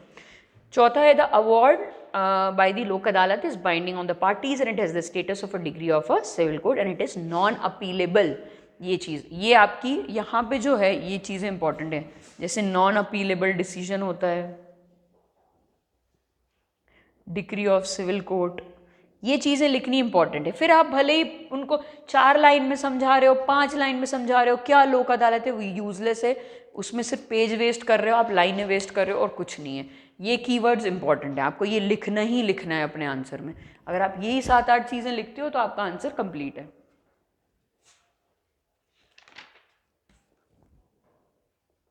ठीक है, अब इसके कुछ फ़ायदे देख लेते हैं, लॉ कमीशन ने बोले हैं जो। पहला, it is less expensive, it is less time consuming. Less expensive है, कोई फीस नहीं है, और दूसरा लेस टाइम कंज्यूमिंग क्योंकि स्पीडी ट्रायल है, चीज़ों का स्पीडी डिस्पोजल ऑफ केसेस है। It is free from technicalities विज़ conducting of cases in law courts, इसलिए बोला जाता है कि फ्लेक्सिबल है, टेक्निकलिटीज़ में नहीं घुसता है ये। उसके बाद, parties are free to discuss their difference of opinion without any fear of disclosure before any law courts. जो उन्हें बोलना है अपने पॉइंट ऑफ व्यू को फ्रीली रख सकती हैं पार्टीज। ठीक है, और 5वां, parties have the feeling that there is no losing और winning side between them but at the same time the grievance is redressed and the relationship is restored. कि लड़ाई भी नहीं हुई, समझ से केस भी सॉल्व हो गया, रिश्ते भी बने रह गए, तो एक सोशल स्ट्रक्चर वैसी का वैसी बना रह गया, और आपका केस जो है, आपका जो ग्रीवेंस है वो भी एड्रेस हो गया। ठीक है, आ गया समझ में? यहाँ तक कोई डाउट है तो पूछ लो, नहीं है? अब आते हैं परमानेंट लोक अदालत पे। अभी हमने क्या किया था, लोक अदालत को स्टैट्यूटरी स्टेटस दिया था। ठीक है, अब हमने बोल दिया 2002 में इसी एक्ट को अमेंड किया हमने, लीगल सर्विसेज अथॉरिटी एक्ट 1987 को हमने 2002 में अमेंड किया, और हमने बोला कि परमानेंट लोक अदालत बनेंगे पब्लिक यूटिलिटी केसेस के साथ डील करने के लिए। अब पब्लिक यूटिलिटी क्या होती है आपकी? बिजली हो गई, फ़ोन हो गया, मोबाइल फ़ोन हो गया, आपका इंटरनेट हो गया, जो सब यूज़ करते हैं लार्जर लेवल पे, पब्लिक यूटिलिटी जिसको बोला जाता है। पानी का टैक्स हो गया, ठीक है, रोड हो गया, तो ये सारे आते हैं आपके पब्लिक यूटिलिटी केसेस में। तो उन केसेस को स्पेसिफिकली डील करने के लिए हमने परमानेंट लोक अदालत बनाई इसी एक्ट के अंदर जिसने स्टैट्यूटरी स्टेटस दिया था, और अमेंडमेंट लिया हमने 2002 में। ठीक है, अब रीज़न बोल सकते हो कि क्यों बनाया गया भाई, इसमें भी सेम वही रीज़न है कि ऑल्टरनेट डिस्प्यूट रेजोल्यूशन है, इफेक्टिव है, स्पीडी है। एक कॉम्प्रोमाइज यहाँ पे, however the major drawback in existing scheme of organisation under the said act is that the system of Lok Adalat is based on compromise or settlement between the parties. If the parties do not arrive at any compromise or settlement, the case is either returned to the court of law or the parties are advised to seek remedy in a court of law. क्या हुआ? Basically mediation का काम कर रहा है, compromise का काम कर रहा है। अब मान लीजिए दोनों पार्टीज अग्री ही नहीं हुई, ऐसे बहुत चांसेस हैं कि केस जो है वो एंड तक पहुंचा ही नहीं और पार्टीज जो है वो अग्री नहीं हो, तो उस केस में फिर क्या होता है? उस केस में वापस फिर कोर्ट के पास जाता है वो केस। ठीक है, तो फिर बात वही हो गई कि यहाँ भी टाइम वेस्ट किया, वहाँ भी टाइम वेस्ट किया। इसलिए बोला जाता है कि थोड़ा एक ये ड्रॉबैक है कि ये जो कॉम्प्रोमाइज़ या सेटलमेंट पे जो इसका फाउंडेशन है वो थोड़ा डाइसी है, क्योंकि हर बार सेटलमेंट नहीं हो सकता। This causes unnecessary delay in the dispensation of justice. If Lok Adalat are given power to decide the cases on merits in case parties fails to arrive at any compromise और settlement, this problem can be tackled. इसीलिए हमने permanent Lok अदालत बनाया, क्योंकि अभी तक जो statutory लोक अदालत थे वो किस पे काम कर रहे थे, मीडिएशन या कॉम्प्रोमाइज पे काम कर रहे थे, मेरिट पे काम नहीं कर रहे थे। इसलिए परमानेंट लोक अदालत बनाई गई। Further, the cases which arise in relation to public utility services such as MTNL का, दिल्ली विद्युत बोर्ड का, need to be settled urgently so that people get justice without delay। मान लीजिए कोई फ्रॉड हुआ है आपके साथ, किसी बड़ी टेलीफोन कंपनी ने फ्रॉड किया आपके साथ, तो ऐसा थोड़ी कि आपका केस चलता रहेगा, ऐसे तो कंपनसेशन मिलेगा ही नहीं लोगों को। तो बोला जाता है कि स्पीडी ट्रायल होगा, स्पीडी ट्रायल से लोगों का ट्रस्ट भी इंश्योर रहेगा और आपको कंपनसेशन भी टाइम पे मिल जाएगा। इसीलिए बोला गया कि people get justice without delay even at pre litigation stage, and thus most of the petty cases which ought not to go in the regular courts would be settled at the pre litigation stage itself, which would result in the reducing the workload of the regular courts to a great extent। क्योंकि वो cases वहाँ तक पहुँचेंगे ही नहीं, उनके लिए हमने permanent Lok अदालत बना दिया है। ठीक है, एक प्रॉब्लम थी बस स्टैट्यूटरी लोक अदालत में कि वो किस पे काम कर रही थी, सिर्फ मीडिएशन या फिर कॉम्प्रोमाइज पे काम कर रही थी। वो प्रॉब्लम हमने परमानेंट लोक अदालत बना के सॉल्व कर दी कि अब हमने बोला कि केसेस जो हैं वो मेरिट के बेसिस पे भी देखे जाएंगे।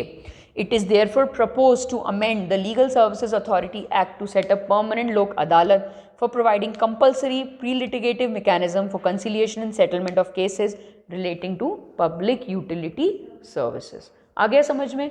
ताकि क्या हो, ताकि जल्द से जल्द इनको क्या मिले, जस्टिस मिले, जस्टिस डिलीवरी फास्ट हो। ठीक है, पब्लिक यूटिलिटी के केसेस जो हैं आपके वो ओवर क्राउडिंग ना करें रेगुलर कोर्ट्स में। ठीक है, क्योंकि वो लंबे चलेंगे तो वो उन वाले कोर्ट्स में ओवर क्राउडिंग ना करें। तो ये एक फ़ायदा है कि इसके लिए हमने स्पेशलाइज्ड कोर्ट्स बना दिए परमानेंट लोक अदालत। ठीक है, अब इसमें हम सेलिएंट फीचर्स देख लेते हैं। सबसे पहला, इसमें एक चेयरमैन होगा हु इज़ और हैज़ बीन अ डिस्ट्रिक्ट जज, मतलब रिटायर्ड डिस्ट्रिक्ट जज भी हो सकता है या सर्विंग डिस्ट्रिक्ट जज भी हो सकता है। तो एक तो हो गया आपका चेयरमैन, या फिर एडिशनल डिस्ट्रिक्ट जज, या फिर ऐसा बंदा जिसने जुडिशियल ऑफिस होल्ड किया है higher in rank than that of the district जज। ठीक है, मतलब डिस्ट्रिक्ट जज भी हो सकता है, एडिशनल डिस्ट्रिक्ट जज भी हो सकता है, या डिस्ट्रिक्ट जज के ऊपर वाला भी हो सकता है। उसको कौन क्या बनाएंगे हम, उसको बनाएंगे चेयरमैन। उसके साथ साथ 2 मेंबर्स भी हैं जिनके पास एक्सपीरियंस हो पब्लिक यूटिलिटी सर्विसेज का, ताकि जब आपको एक्सपर्ट नॉलेज चाहिए हो इस डोमेन का तो आपके पास सिर्फ जज नहीं हो, 2 लोग और भी हों। क्लियर है?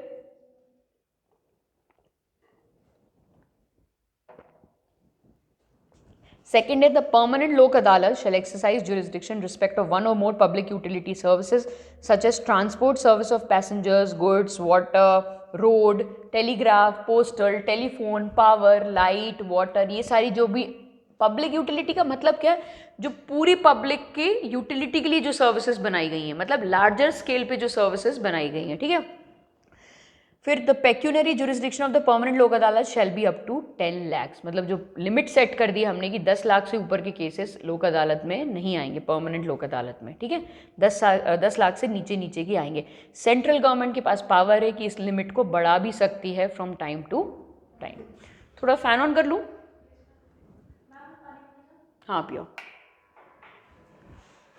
ठीक है, फिर चौथा है the permanent Lok Adalat shall have not jurisdiction respect of any matter relating to an offence. Again इसमें आ गया जो नॉन कंपाउंडेबल ऑफेंसेस हैं वो परमानेंट लोक अदालत में नहीं जाएंगे। क्यों? क्योंकि वहाँ पे कॉम्प्रोमाइज़ अलाउड नहीं होता उन केसेस में। ठीक है, before the dispute is brought before any court, any party to the dispute may make an application to the permanent lok adalat for settlement of the dispute. After an application is made to the permanent lok adalat, no party shall invoke jurisdiction of any other court in the same dispute। वही बात आ गई कि जब आप एक बार यहाँ पे वो केस ले आए हो तो किसी और कोर्ट में ये वाला केस अब नहीं जाएगा। ठीक है, क्योंकि आपकी रिक्वेस्ट पे ही हम ये केस एग्जामिन करेंगे। ठीक है, फिर उसके बाद where it appears to the permanent Lok Adalat that there exist elements of a settlement which may be acceptable to the parties, जहाँ पे इसको लग रहा है कि पॉसिबली सेटलमेंट हो सकता है वहाँ पे ये क्या करेगा, सेटलमेंट कराएगा, और जहाँ पे इसको लग रहा है कि सेटलमेंट नहीं हो सकता वहाँ पे ये मेरिट के बेसिस पे देखेगा। In case parties to the dispute fail to reach an agreement the permanent Lok Adalat shall decide the dispute on merits. इसलिए बोला गया है कि सबसे पहले तो वो कोशिश यही करेगा कि कॉम्प्रोमाइज़ हो जाए, सेटलमेंट हो जाए।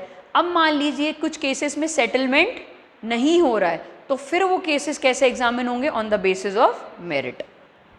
Every award by the permanent Lok Adalat shall be binding and final. आ गया समझ में क्या मतलब है?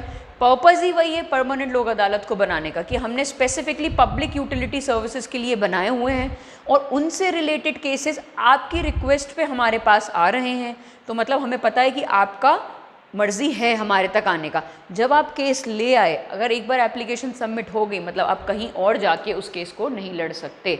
अब सबसे पहले क्या करेगा परमानेंट लोक अदालत, देखेगा कि सेटलमेंट हो सकता है क्या। अगर सेटलमेंट आसानी से हो रहा होगा तो सेटलमेंट पे जाएगा, अगर दोनों पार्टीज़ नहीं मानी सेटलमेंट के लिए तो उस केस में वो मेरिट बेस पे देखेगा। अमेंडमेंट हुआ था 2002 में लीगल सर्विसेज अथॉरिटी एक्ट 1987 का। आ गया समझ में? इसमें कोई डाउट परमानेंट लोक अदालत में? तो लोक अदालत पहले as a concept of free legal aid आया, उसके बाद स्टैट्यूटरी रिकॉग्निशन मिली उसको, उसके बाद आपको इसमें परमानेंट लोक अदालत बनाई गई पब्लिक यूटिलिटी सर्विसेज के लिए। ठीक है,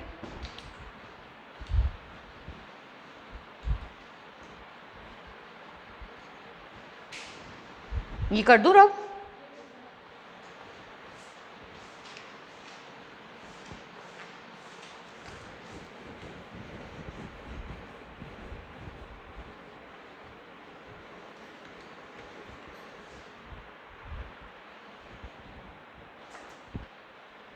अब आइए फैमिली कोर्ट्स पर। क्या होते हैं फैमिली कोर्ट्स?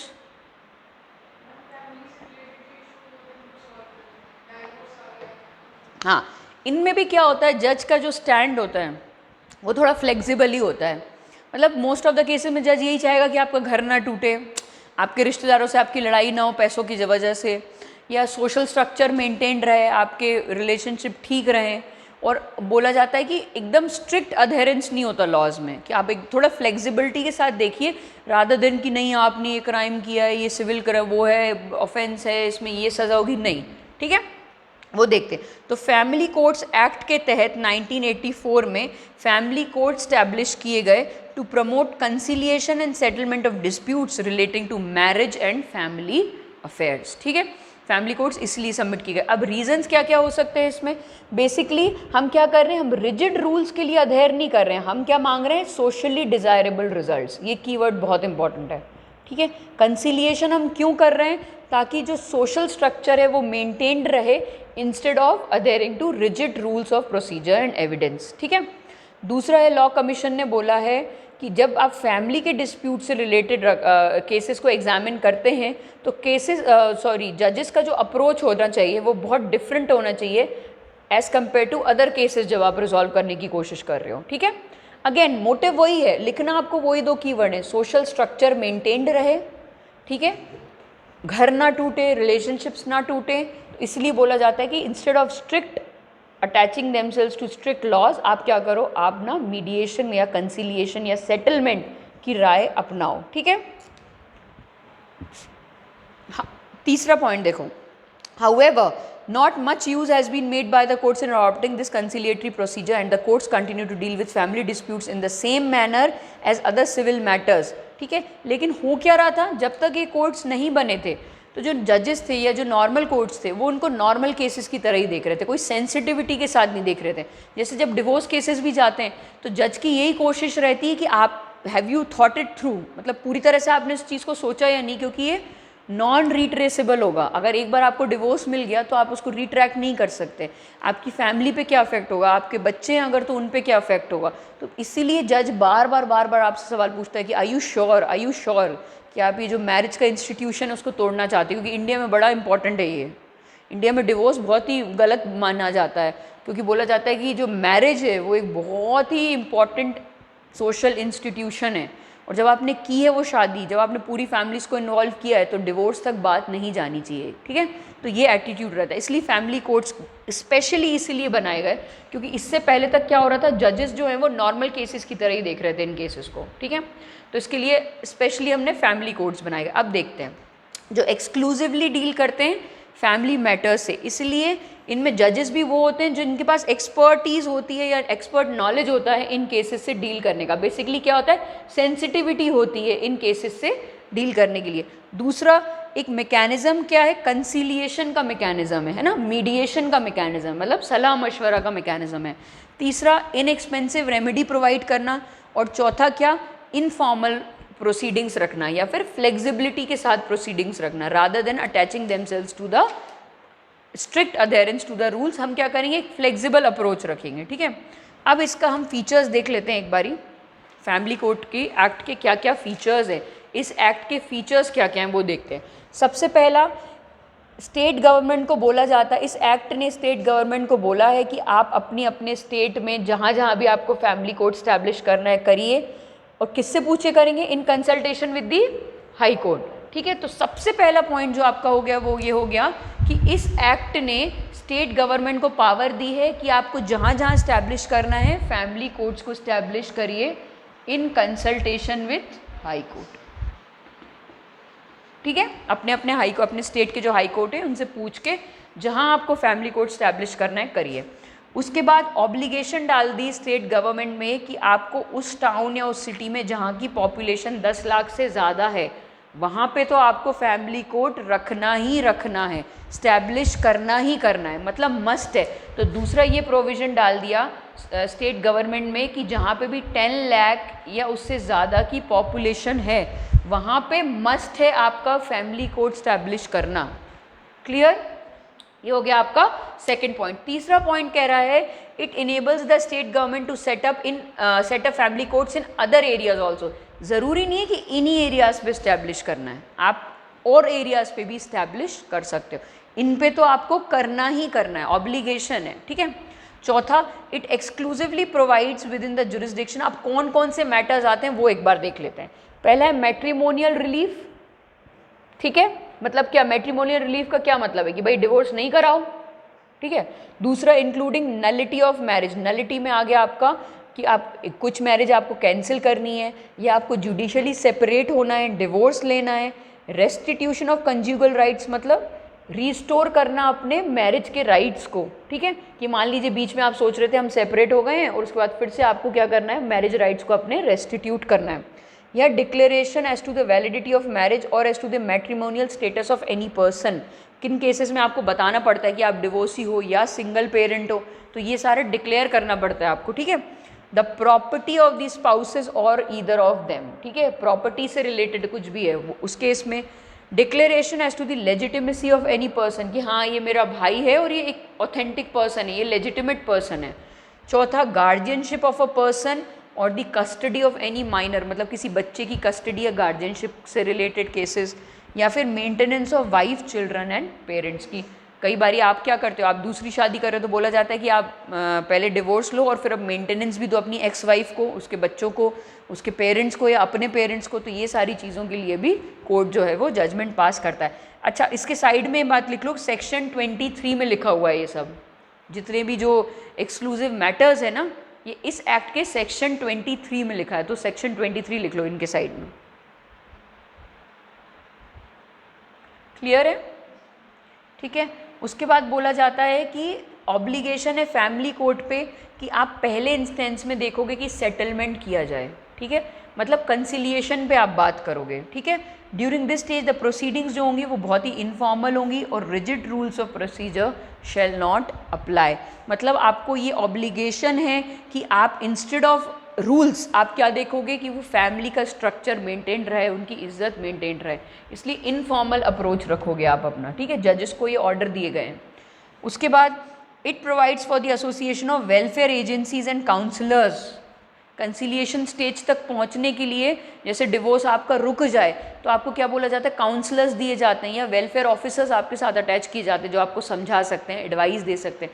कई बार कोई तीसरे बंदे की बात आपको ज़्यादा समझ आती है एज़ कम्पेयर टू अपने सामने वाले की, अपने फैमिली के बंदों की आपको कम समझ होती है बाहर के बंदों से। तो उस केस में आपको बोला गया कि भाई हम काउंसलर या साइकेट्रिस्ट या फिजियोलॉजी कुछ भी हम आपको दे रहे हैं, डॉक्टर्स आपको हम प्रोवाइड करें ताकि आपके केस को समझा सकें, ठीक है, कंसिलिएशन तक पहुँचा सकें। and also to secure the service of medical and welfare experts. फिर आइए, it provides that the parties to a dispute shall not be entitled to be represented by a legal practitioner. ज़रूरी नहीं है कि आप as a matter of right हमसे मांगो अपना लॉयर, ठीक है, आपका मैटर ऑफ राइट नहीं है कि आपको लीगल प्रैक्टिशनर के थ्रू ही रिप्रेजेंट होना है, आप खुद भी जो है वो बात अपनी रख सकते हैं। However, the court may, in the interest of justice, seek assistance of a legal expert as amicus curiae. Amicus curiae होता है, amicus curiae का बेसिकली मतलब है फ्रेंड ऑफ द कोर्ट, ठीक है। तो मतलब मान लीजिए जो फैमिली कोर्ट है आपका, उसको ये एग्जामिन करके समझ नहीं आ रहा केस कैसे करे, आपका आगे कैसे लेके जाए, तो वो किसकी हेल्प ले सकता है, अमिकस क्यूरी की हेल्प ले सकता है। वो बेसिकली एडवोकेट की हेल्प ले सकता है, ऐसा नहीं है कि एडवोकेट आएगा ही नहीं, ठीक है। उसके बाद आइए, it simplifies the rules of evidence and procedure so as to enable a family court to deal effectively with a dispute.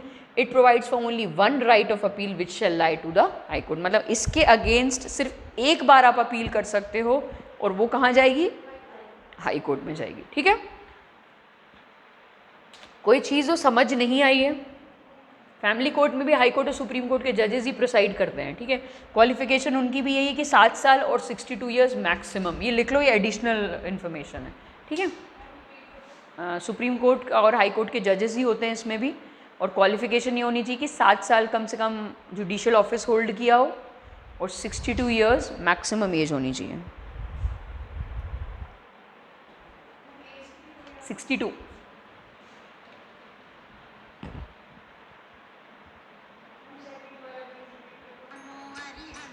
क्या, हाँ हाँ 7 ईयर्स ऑफ एक्सपीरियंस, बस यही बोला मैंने।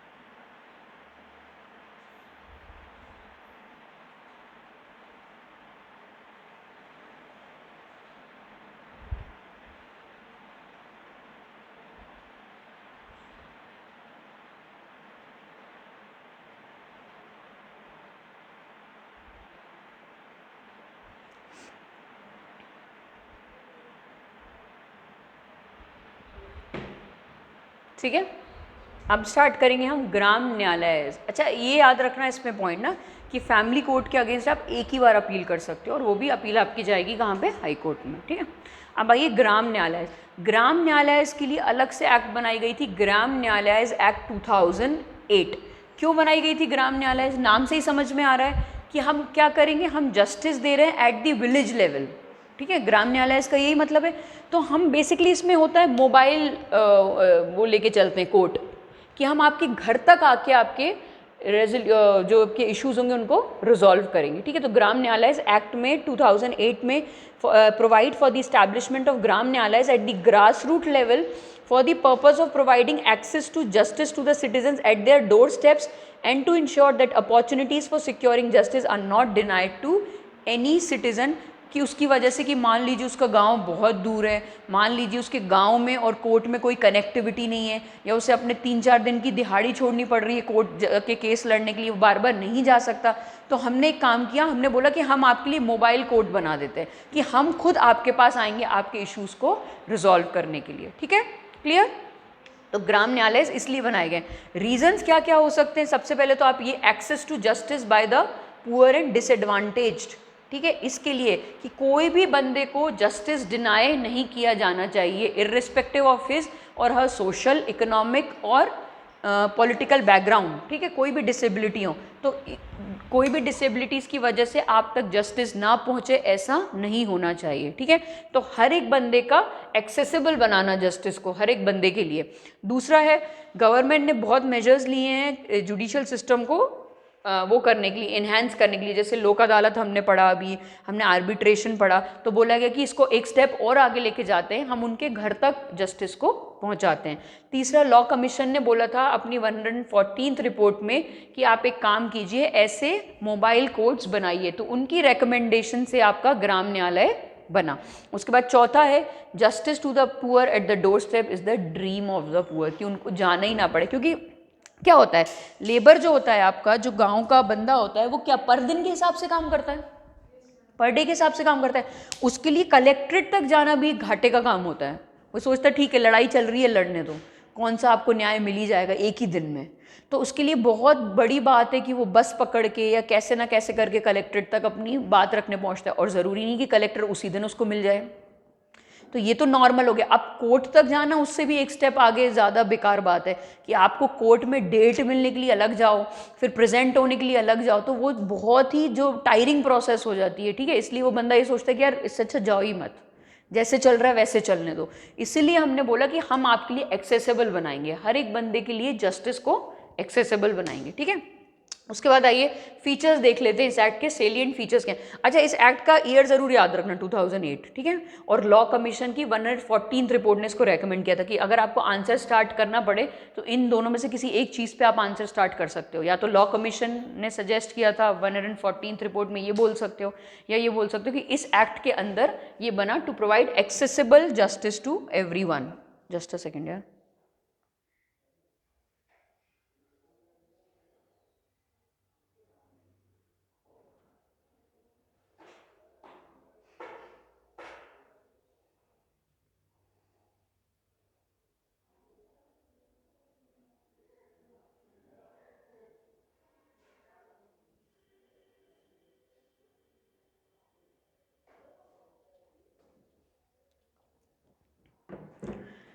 पहला है, the Gram Nyayalaya shall be the court of judicial magistrate of the first class and its presiding officer, जिसको न्यायाधिकारी बोलते हैं, shall be appointed by the state government in consultation with the high court. अब पीछे जाओ एक बारी, सबऑर्डिनेट कोर्ट्स का जो 3 टियर गवर्नमेंट हमने पढ़ा था इसी चैप्टर में, उसमें आपको जुडिशियल मजिस्ट्रेट दिख रहा है कोर्ट सबसे नीचे, जहाँ पे अप टू 3 साल की सजा सुनाई जा सकती है, दिख रहा है क्रिमिनल साइड में। तो ये वही कोर्ट की इसकी रैंक दी गई है, कोर्ट ऑफ जुडिशियल मजिस्ट्रेट का कोर्ट होगा ये, और इसका जो न्यायाधिकारी होगा, जो प्रिसाइडिंग ऑफिसर होगा, वो स्टेट गवर्नमेंट ही अपॉइंट करेगी in consultation with the high court. ठीक है, पहला पॉइंट आया समझ में। कोर्ट ऑफ जुडिशियल मजिस्ट्रेट होगा, और इसका जो प्रिसाइडिंग ऑफिसर होगा, जो जुडिशियल मजिस्ट्रेट होगा, वो कौन अपॉइंट करेगा? आपका स्टेट गवर्नमेंट करेगी in consultation with the high court. दूसरा आया, ग्राम न्यायालय जो है ना, they shall be established for every panchayat at intermediate level और a group of panchayat at intermediate level in a district, और where there is no panchayat at intermediate level then for a group of contiguous panchayat. मतलब क्या हो गया? Intermediate level समझ आ रहा है आपको? अभी आगे समझ आएगा आपको जब हम पढ़ेंगे ना ये 3 टियर गवर्नमेंट, जो आपकी लोकल गवर्नमेंट्स वाला चैप्टर पढ़ेंगे, म्यूनिसिपैलिटीज़ और विलेज पंचायत। उसमें होता है कि 3 टियर पे बनाई हुई है हमने गवर्नमेंट। एक तो विलेज के लेवल पे बनाई हुई है, एक इंटरमीडिएट लेवल पे बनाई हुई है, और एक डिस्ट्रिक्ट लेवल पे बनाई हुई है। तो इंटरमीडिएट वाले लेवल को बोला जाता है ब्लॉक लेवल। ठीक है, एक हो गया आपका ग्राम पंचायत, फिर उसके ऊपर आता है आपका ब्लॉक पंचायत, और उसके ऊपर आता है आपका डिस्ट्रिक्ट पंचायत। ठीक है, अभी पढ़ेंगे हम आगे के चैप्टर्स में जब हम 73rd अमेंडमेंट पढ़ेंगे। तो विलेज लेवल पे पंचायत हो गई आपकी। तो जो इंटरमीडिएट लेवल होता है आपका ब्लॉक लेवल, उसमें क्या होता है? ग्रुप ऑफ पंचायत होता है, 3 4 5 पंचायत एक साथ आ गई, तो उस लेवल पे आप क्या बनाओगे, ग्राम न्यायालय बनाओगे। आ गया समझ में। फिर जो न्याय अधिकारी होगा ना, जो इन पे प्रिसाइड करेगा, वो स्ट्रिक्टली जुडिशियल ऑफिसर होगा। मतलब वो एडमिनिस्ट्रेटिव ऑफिसर नहीं होगा, वो एडमिनिस्ट्रेशन का पार्ट नहीं होगा, वो कौन होगा, जुडिशियल ऑफिसर होगा। और वो अपनी सैलरी और जो आपकी सेम सैलरी और सेम पावर्स होंगे उसके, कैसे, जो कि फर्स्ट क्लास मजिस्ट्रेट के होते हैं।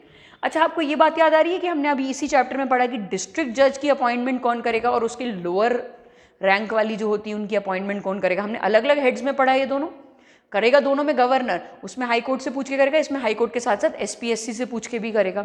तो ये वही रैंक है, जो नीचे वाली रैंक के लोग होते हैं ना, उनको ये वाली ग्राम न्यायालय और इनका हेड बनाया जाता है। ठीक है, आ गया समझ में। ठीक है, उसके बाद ग्राम न्यायालय जो है उनको एक मोबाइल कोर्ट होगा और उसके पास दोनों पावर्स होंगे, क्रिमिनल कोर्ट के भी और सिविल कोर्ट के भी। क्योंकि अनटिल अनलेस आप पावर ही नहीं दोगे तो कोई फायदा है क्या इस पूरे स्ट्रक्चर को बनाने का। जब आपने नीचे के स्ट्रक्चर में डिसेंट्रलाइजेशन किया ही नहीं, डेलीगेशन ऑफ पावर्स किया ही नहीं, तो वो तो फिर ऑब्वियसली ऊपर ही जाएगा बंदा, या जाएगा ही नहीं, तो पर्पस तो सॉल्व ही नहीं हुआ आपका।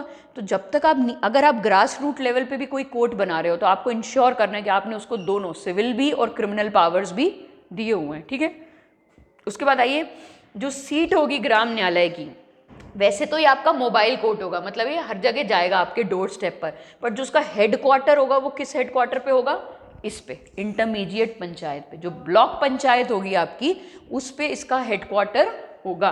The seat of the Gram Nyayalaya will be located at the headquarters of the intermediate panchayat. They will go to the villages, work there and dispose of the cases. तो इसका जो मेन ऑफिस होगा वो ब्लॉक पंचायत में ही होगा। ठीक है, और फिर वो अपने सारे विलेजेस और पंचायत में जाएगा केसेस को डिस्पोज ऑफ करने के लिए। क्लियर। उसके बाद आइए, ग्राम न्यायालय जो है वो civil cases, criminal cases, disputes, जो कि फर्स्ट शेड्यूल और second schedule of the act में मेंशन्ड है। जो आपकी ग्राम न्यायालय एक्ट 2008 है, उसके फर्स्ट शेड्यूल में कुछ क्राइम्स मेंशन है, कुछ सेकंड शेड्यूल में क्राइम मेंशन है, उन दोनों को डील करेगा। मैं लिखवा देती हूँ। फर्स्ट वाले में जैसे कि लिखो, स्टीलिंग प्रॉपर्टी एक क्राइम है जो फर्स्ट वाले में मेंशन्ड है, फर्स्ट शेड्यूल में। ठीक है, सेकंड शेड्यूल में आप लगा लो डोमेस्टिक वायलेंस,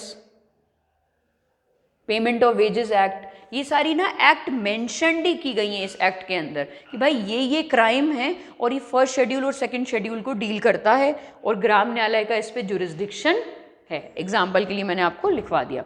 अब आइए 7th पॉइंट, जो सेंट्रल और स्टेट गवर्नमेंट है उनको हमने पावर दिया हुआ है कि आप फर्स्ट शेड्यूल को और सेकंड शेड्यूल को अमेंड कर सकते हो। मतलब आप जब चाहे नए क्राइम इसमें ऐड कर सकते हो, जब चाहे इसमें से क्राइम को है वो निकाल सकते हो। मतलब क्या कर रहे हो आप जुरिस्डिक्शन को कम कर सकते हो या बढ़ा सकते हो ग्राम न्यायालय के। ठीक है, दोनों को पावर्स दी हुई हैं हमने सेंट्रल गवर्नमेंट को भी पावर दी हुई है, हमने स्टेट गवर्नमेंट को भी पावर दी हुई है। अगेन, जो सब्जेक्ट जिस लिस्ट में आ रहा है, जो उसकी लेजिस्लेटिव कॉम्पिटेंस में आ रहा है, वो उस लिस्ट को निकाल सकता है या रख सकता है। आ गया समझ में। मतलब क्राइम्स किस में मेंशन है, फर्स्ट शेड्यूल में और सेकंड शेड्यूल में। इनको अमेंड करने की पावर दोनों को दी हुई है, सेंट्रल गवर्नमेंट को भी और स्टेट गवर्नमेंट को भी, जो अपने अपने लिस्ट के हिसाब से वो कोई चीज़ डाल सकते हैं या कोई चीज़ निकाल सकते हैं। ठीक है, क्लियर है। उसके बाद आइए, Gram Nyayalaya shall follow summary procedure in criminal trial. अब समरी प्रोसीजर का क्या मतलब है वो देख लो। नाम से ही समझ में आ रहा है समरी का क्या मतलब होता है, शॉर्ट, किसी भी चीज़ का शॉर्ट फॉर्म कम रखना, मतलब क्रिस्प आप उसकी जिस्ट निकाल दो कि हाँ ये पैराग्राफ इसकी समरी है। समरी प्रोसीजर का मतलब है कि जैसे ट्रायल्स चलती है कोर्ट में, 1 साल 2 साल 3 साल केसेस चलते जाते हैं, वैसे प्रोसीजर नहीं चलेगा ग्राम न्यायालय में। समरी प्रोसीजर मतलब शॉर्ट ड्यूरेशन का, मतलब अर्ली डिस्पोजल ऑफ केसेस होगा। ठीक है, ऐसा प्रोसीजर फॉलो करेंगे जो टाइम ज़्यादा ना ले। ये उन केसेस में होता है जहाँ पे पनिशमेंट 3 महीने से ज़्यादा की नहीं हो सकती, उन्हीं क्रिमिनल केसेस में समरी प्रोसीजर फॉलो किया जाता है। ये बुक में नहीं मिलेगा, ये आप लिख लो। समरी प्रोसीजर उन्हीं क्रिमिनल केसेस में फॉलो किया जाता है जहाँ पे मैक्सिमम पनिशमेंट 3 महीना ही होती है। तो समरी प्रोसीजर का मतलब है ऐसे केसेस जिनको क्विकली डिसाइड किया जाता है, दे आर डिसाइडेड क्विकली। ठीक है, से ज़्यादा की पनिशमेंट नहीं हो सकती जिन क्राइम्स में, क्रिमिनल केसेस में।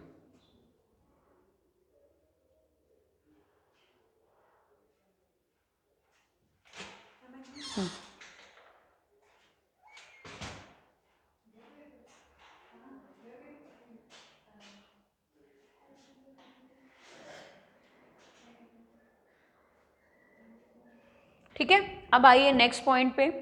ग्राम न्यायालय जो है आपका, उसके पास सारे के सारे पावर्स होंगे सिविल कोर्ट के, और जो भी मॉडिफिकेशंस हैं वो सब आपकी इसी एक्ट में प्रोवाइड होंगी। जिन जिन क्राइम्स के साथ वो डील कर सकते हैं वो सब कुछ इसी एक्ट में दिया हुआ है।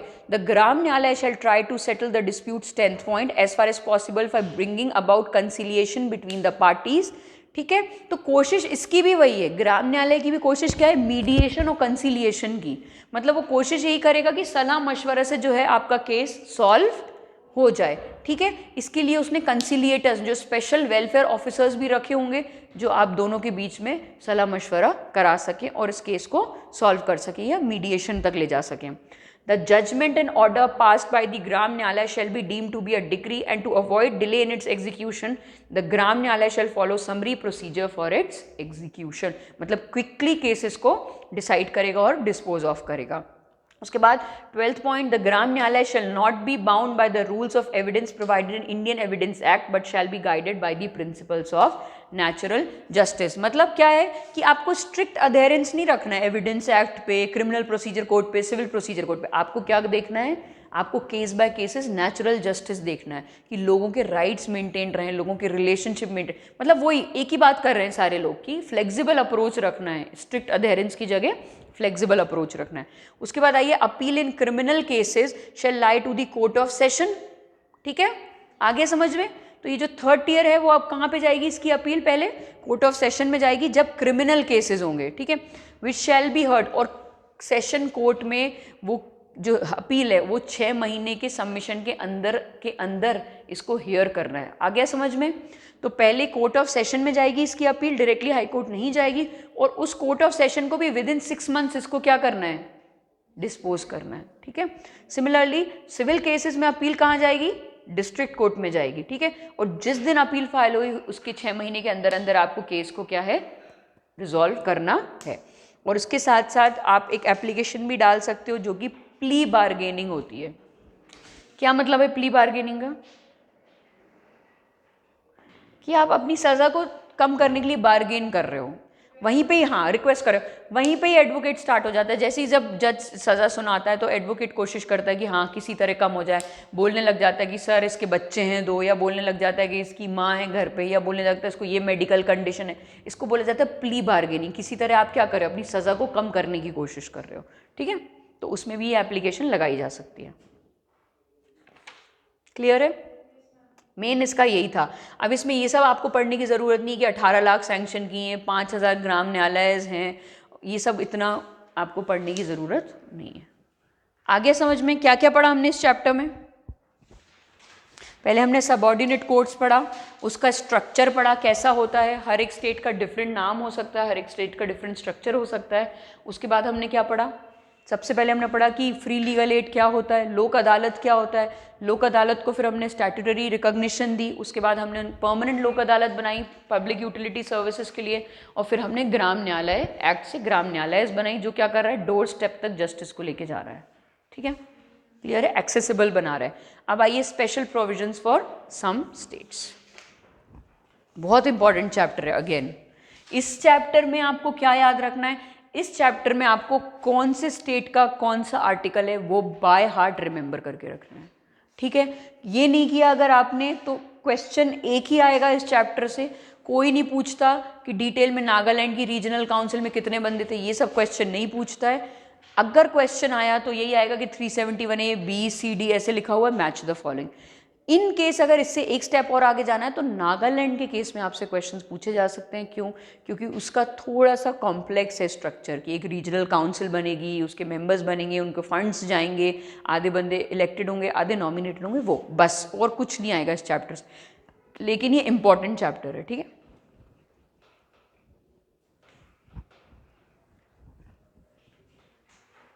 Special provisions for states. अब मैंने उस दिन भी पहले भी आपको बताया कि इंडिया में हर स्टेट की अलग अलग अपनी अपनी स्ट्रक्चर है, अपनी अपनी ज्योग्राफी है, अपनी अपनी पॉपुलेशन की कॉम्पोजिशन है, टोपोग्राफी अलग अलग है, और उसके हिसाब से उनकी नीड्स भी अलग अलग है। ठीक है, जो हिली स्टेट की नीड्स हैं वो प्लेन स्टेट की नीड्स नहीं हो सकती। जो ट्राइबल स्टेट की नीड्स हैं वो मान लीजिए आपका मॉडर्न स्टेट है उसकी, जैसे महाराष्ट्र है मान लीजिए, जहाँ पे मुंबई इतनी बड़ी सिटी है, नागपुर इतनी बड़ी सिटी है, पुणे इतनी बड़ी, वहाँ पे ट्राइबल पॉपुलेशन इतनी कम है और वहाँ पे ट्राइबल इश्यूज इतने नहीं है जितना झारखंड में है। तो ये इतनी ज़्यादा वास्ट हमारी टोपोग्राफी, इतनी वास्ट डेमोग्राफिक डिविडेंड है कि क्या होता है, इससे हर स्टेट की एक स्पेशल नीड निकल कर आ जाती है। तो ऐसे स्टेट्स जिनकी नीड्स अलग हैं थोड़ी अपार्ट फ्रॉम डिफरेंट स्टेट्स, तो उनके लिए हमने स्पेशल, जैसे कुछ स्टेट में लॉ एंड ऑर्डर की प्रॉब्लम है, जैसे नॉर्थ ईस्टर्न स्टेट्स में, जैसे उस दिन मैंने बताया था असम जो है आपका बहुत बड़ा स्टेट है, वहाँ पे लॉ एंड ऑर्डर की प्रॉब्लम रहती है। फिर मैंने बताया था जो सिक्किम है आपका, वहाँ पे पॉपुलेशन की कॉम्पोजिशन बहुत डिफरेंट है, जो नीचे लोग रह रहे हैं और जो पहाड़ों पे लोग रह रहे हैं, दो अलग अलग तरह के लोग हैं वो। तो उन दोनों के हिसाब से इकोनॉमिक डेवलपमेंट चले, एम्प्लॉयमेंट अपॉर्चुनिटीज़ मिले दोनों को, पढ़ाई लिखाई दोनों की हो, उसके लिए डिफरेंट प्रोविजंस बनाए गए हैं। फिर मान लीजिए आप आंध्र प्रदेश, तेलंगाना, वहाँ पे सन ऑफ द सॉइल की थ्योरी का बहुत इंपैक्ट है कि भाई जो वहाँ के लोग हैं, नेटिव्स हैं, उन्हीं को मिलनी चाहिए नौकरी, उन्हीं को सारी फैसिलिटीज़ मिलनी चाहिए, तो उसके लिए स्पेशल प्रोविजंस बनाए गए हैं।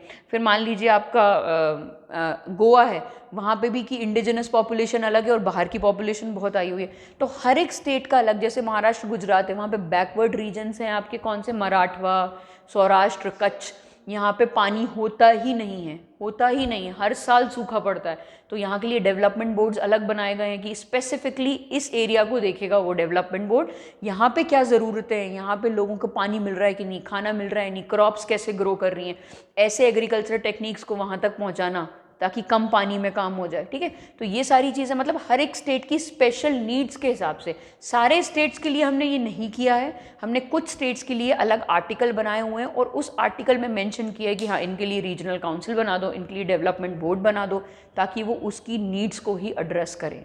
ठीक है, कई जगह हमने प्रेसिडेंट को बोला है, पावर दिया है कि आप बनाओ, कई जगह हमने उस स्टेट के पर्टिकुलर गवर्नर को पावर दिया है कि आप उसके लिए रीजनल काउंसिल बनाओ।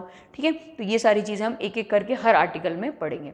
ओरिजिनल कॉन्स्टिट्यूशन में ऐसे कोई स्पेशल प्रोविजंस नहीं थे, ये हम धीरे धीरे अमेंडमेंट से 371A, B, C से लेकर आए हैं अलग अलग स्टेट के लिए। ठीक है, रिसेंटली हैदराबाद कर्नाटका रीजन के लिए हम लाए हैं ये। ठीक है, एक एक करके इसको पढ़ते हैं।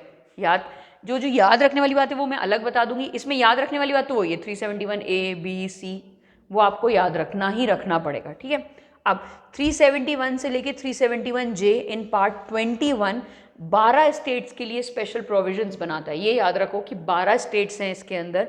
अब सबके अलग अलग इंटेंशन हो सकते हैं। कौन कौन से स्टेट्स हैं? महाराष्ट्र, गुजरात, नागालैंड, असम, मणिपुर, आंध्र प्रदेश, तेलंगाना, सिक्किम, मिजोरम, अरुणाचल प्रदेश, गोवा एंड कर्नाटका। 12 स्टेट्स हैं आपके, ठीक है।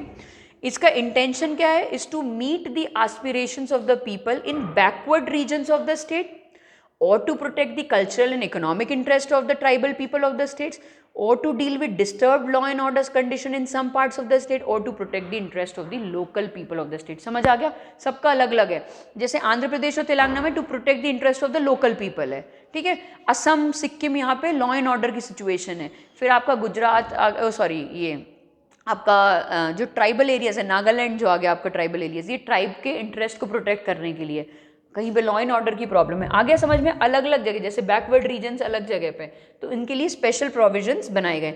Originally the constitution did not make any special provisions with respect to the states. ये हम सब्सिक्वेंट अमेंडमेंट से लाए हैं। आ गया समझ में? तो सबसे पहला 371 में जो सबसे पहला है वो होता है महाराष्ट्र और गुजरात का, ठीक है। इसमें हमने क्या बोला गया है? प्रेसिडेंट को, मतलब 371 आर्टिकल ने किसको दिया है पावर? प्रेसिडेंट को।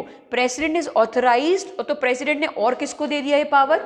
महाराष्ट्र और गुजरात के गवर्नर को। आ गया समझ में? तो जब हम 371 की बात करते हैं तो वो डील किन दो स्टेट से कर रहा है? गुजरात और महाराष्ट्र से डील कर रहा है। Very good. अब इस आर्टिकल ने प्रेसिडेंट को पावर दी है और प्रेसिडेंट ने इन दोनों स्टेट्स के गवर्नर को पावर दे दी है। अब क्या क्या पावर दी है वो पढ़ते हैं कि पहले तो बनाइए डेवलपमेंट बोर्ड्स, ठीक है। स्पेसिफिकली किसके लिए बनाइए? बैकवर्ड रीजन्स के लिए। तो सबसे पहले बोला गया establishment of separate development boards. किसके लिए? महाराष्ट्र के केस में विदर्भा और मराठवाड़, और गुजरात के केस में सौराष्ट्र और Kutch and rest of Gujarat. मतलब कि क्या है, हर एक डेवलपमेंट बोर्ड का क्या काम होगा? उस पर्टिकुलर एरिया की प्रॉब्लम्स को सॉल्व करना, ठीक है। इसलिए स्टेट के अंदर भी हमने कुछ एरियाज को बैकवर्ड डिक्लेयर किया है और उस स्पेसिफिक एरियाज के लिए हमने डेवलपमेंट बोर्ड्स बनाए गए। किसको रिस्पॉन्सिबिलिटी दे दी प्रेसिडेंट ने? गवर्नर को। तो बनाएगा कौन? गवर्नर बनाएगा, ठीक है। आर्टिकल 371 ने किसको डेलीगेट किया है? प्रेसिडेंट को। आ गया समझ में? दूसरा point, making a provision that the report on working of these board shall be placed every year, मतलब कि कितनी प्रोग्रेस हुई है, डेवलपमेंट बोर्ड काम कर रहे हैं या नहीं कर रहे हैं, जितने उनको फंड्स दिए जा रहे हैं वो सही तरह से यूटिलाइज कर रहे हैं नहीं कर रहे हैं। तो स्टेट लेजिस्लेटिव असेंबली जो गुजरात की है और जो महाराष्ट्र की, दोनों के सामने इन डेवलपमेंट बोर्ड्स की रिपोर्ट रखी जाएंगी हर साल, ठीक है। कोई डाउट? तीसरा, an equitable allocation of funds for the development expenditure over the above mentioned areas. Equitable मतलब इक्वल नहीं बोल रहा है, ये इक्विटेबल की बात कर रहा है। इक्वल एंड इक्विटेबल, इक्विटी दो अलग अलग चीजें, इक्वालिटी और इक्विटी दो अलग अलग चीजें हैं। इक्वालिटी मतलब बिल्कुल सेम, आपको मैंने 10 रुपए दिए तो मैंने इनको भी 10 रुपए दे दिए। इक्विटी मतलब कि इनके पास ऑलरेडी 50 रुपए थे तो उनको इनके लिए 10 रुपए कोई मायने नहीं रखते। आपके पास 1 रुपया भी नहीं था तो आपके लिए वो 10 रुपए भी मायने रखते हैं, ठीक है। तो इक्विटेबल वो होगा कि मैं लोगों की कंडीशन, लोगों की बैकग्राउंड देख के उनको फंड्स दूं, रादर देन मैं इक्वल दूं। तो इक्विटेबल का मतलब है कि डिपेंडिंग अपॉन कि उनको कितनी ज़रूरत है, डिपेंडिंग अपॉन कि उनका बैकग्राउंड कैसा है, उसके हिसाब से हम डेवलपमेंट एक्सपेंडिचर दे रहे हैं, ठीक है। क्लियर है? ऑब्वियसली अभी बैकवर्ड रीजन्स हैं तो इनको ज़्यादा फंड्स दिए जाने चाहिए as compared to the rest of the state, ठीक है। लेकिन उसमें भी किसको कितनी ज़्यादा ज़रूरत है उस हिसाब से फंड्स देना, ठीक है। चौथा पॉइंट देखिए, an equitable arrangement providing adequate facility for vocational training, technical education, employment opportunities in the state services in respect of the above mentioned areas. मतलब ये जो बैकवर्ड रीजन है इनको स्पेशल, इनकी जो स्टेट सर्विसेज होंगी महाराष्ट्र की या गुजरात की स्टेट सर्विसेज होंगी उन पे स्पेशल प्रोविजंस देना, या तो मान लीजिए कोटा दे दिया या मान लीजिए कट ऑफ इनका कम कर दिया, तो वो सारे पावर्स भी डेवलपमेंट बोर्ड के इस्टेब्लिश करना, ये सारी चीज़ें हमने किसको बोला करने के लिए? गवर्नर को बोला। आ गया समझ में? क्लियर है? कोई डाउट? ये हो गया आपका 371। 371 किसकी बात कर रहा है? गुजरात और महाराष्ट्र की। अब आइए 371 किससे डील कर रहा है? नागालैंड से, ठीक है। मैंने यार याद रखने के लिए ऐसे किया था, नमः और स्मैग, ठीक है। अगर तुम लोगों को याद रखना है ऐसे तो बीच में इसमें आंध्र प्रदेश भी आएगा, मैं बता देती हूँ। ये तो हो गया आपका नागालैंड, ठीक है। नेक्स्ट क्या हो गया आपका? ये अरुणाचल प्रदेश नहीं है, ये असम है। ये हो गया आपका मणिपुर, हाँ हाँ मैं सीक्वेंस बता रही हूँ। ये आंध्र प्रदेश एंड तेलंगाना हो गया। उसके बाद ये आया आपका सिक्किम, ये आया आपका मिजोरम, ये आया अरुणाचल प्रदेश, ये आया आपका और लास्ट में कर्नाटका। ऐसे याद रख लो, ठीक है। एच से कुछ नहीं है इसलिए ऐसे याद रखा है मैंने कि दो को मैंने इनको दिया, आंध्र प्रदेश और तेलंगाना को। नमः और स्मैग, क्योंकि सीक्वेंस याद रखोगे तो ही वहां पे याद होगा ना।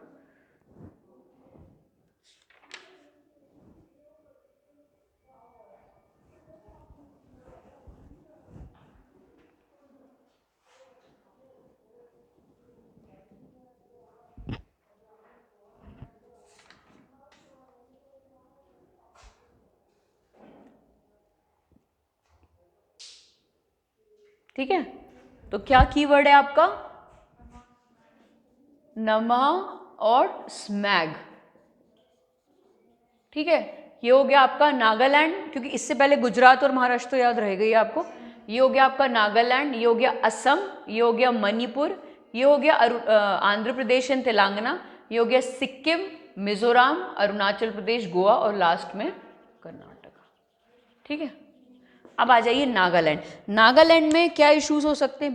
Basically to protect the interest of the tribal people, क्योंकि वहां पे एक नीचे एरिया है, प्लेन एरिया, जिनको त्यूनसांग एरिया बोलते हैं, और दूसरे हैं आपके हिली एरियाज, ठीक है। तो इनके अलग अलग इंटरेस्ट होंगे, इनके अलग अलग सेंसिटिव इश्यूज होंगे, इसलिए इनसे डील करने का तरीका भी जो है वो अलग अलग होगा। लिख लो पहले ये।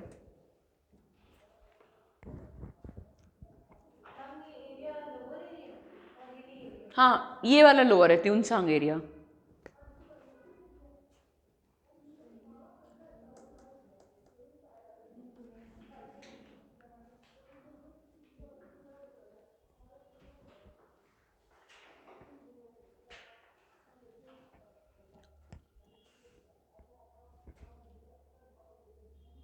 ठीक है। अब इसका एक एक करके पॉइंट पढ़ते हैं। सबसे पहला तो ये ऐसी एक्ट ऑफ पार्लियामेंट, मतलब सारी जो भी एक्ट्स ऑफ पार्लियामेंट होंगी वो जब तक अप्लाई नहीं होंगी स्टेट में तब तक उस स्टेट की स्टेट लेजिस्लेटिव असेंबली ना डिसाइड करे।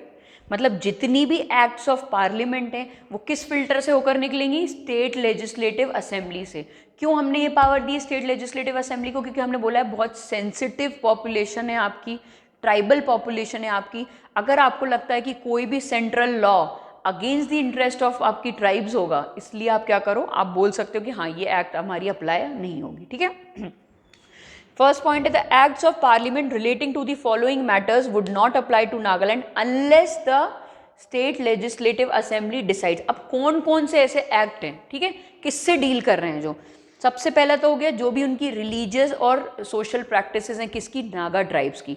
नागालैंड को नागालैंड बोला इसलिए जाता है क्योंकि वहाँ पे इनहेबिट कौन करता है? नागा ट्राइब्स। तो उनकी अगर मान लीजिए ऐसा कोई लॉ जो उनके अगेंस्ट है उनकी रिलीजियस और सोशल प्रैक्टिसेस के, तो फिर क्या होगा? आप वो बोल सकता है स्टेट लेजिस्लेटिव असेंबली कि आपकी ये एक्ट हमको नहीं चाहिए अपने स्टेट में। दूसरा है नागा का कस्टमरी लॉ एंड प्रोसीजर।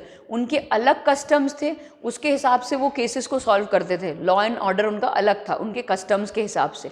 तो उसमें अगर कोई चेंज या ऑल्टरेशन आएगी, कोई एक्ट ऑफ पार्लियामेंट उसमें कोई चेंज लाएगा, तो हमें वो एक्ट नहीं चाहिए, ठीक है। तीसरा, administration of civil and criminal justice involving decisions according to Naga customary law. जितना भी क्रिमिनल एडमिनिस्ट्रेशन है, जितना भी आपका सिविल एडमिनिस्ट्रेशन, अगर वो नागा के कस्टम के लॉ के हिसाब से चल रहा है और उसमें कोई चेंज अगर लाना है तो वो एक्ट ऑफ पार्लियामेंट नहीं ला सकती।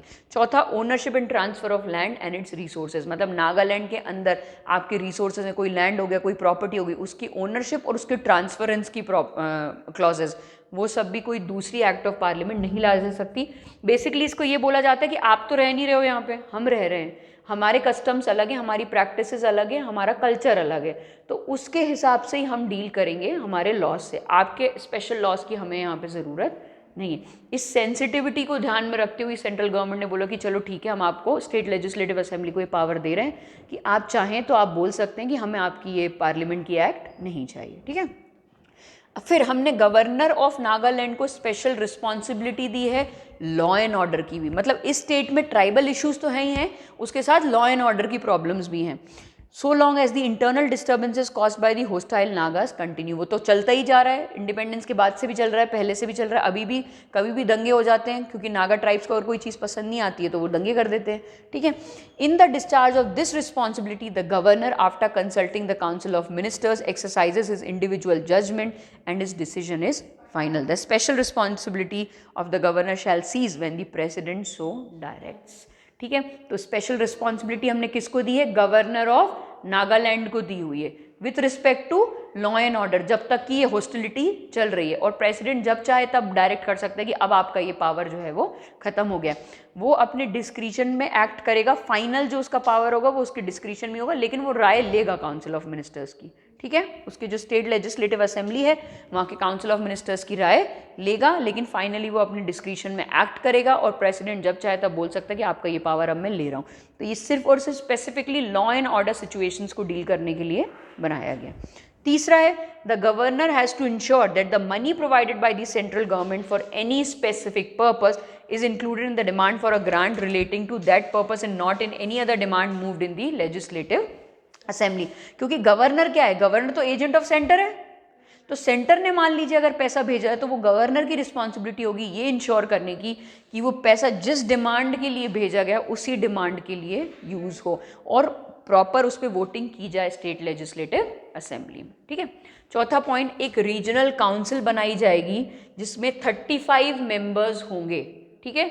एक रीजनल काउंसिल बनाई जाएगी, किसके लिए बनाई जाएगी? ट्यूनसांग एरिया के लिए, स्पेसिफिकली इस एरिया के लिए एक रीजनल काउंसिल बनाई जाएगी जिसमें 35 मेंबर्स होंगे, ठीक है।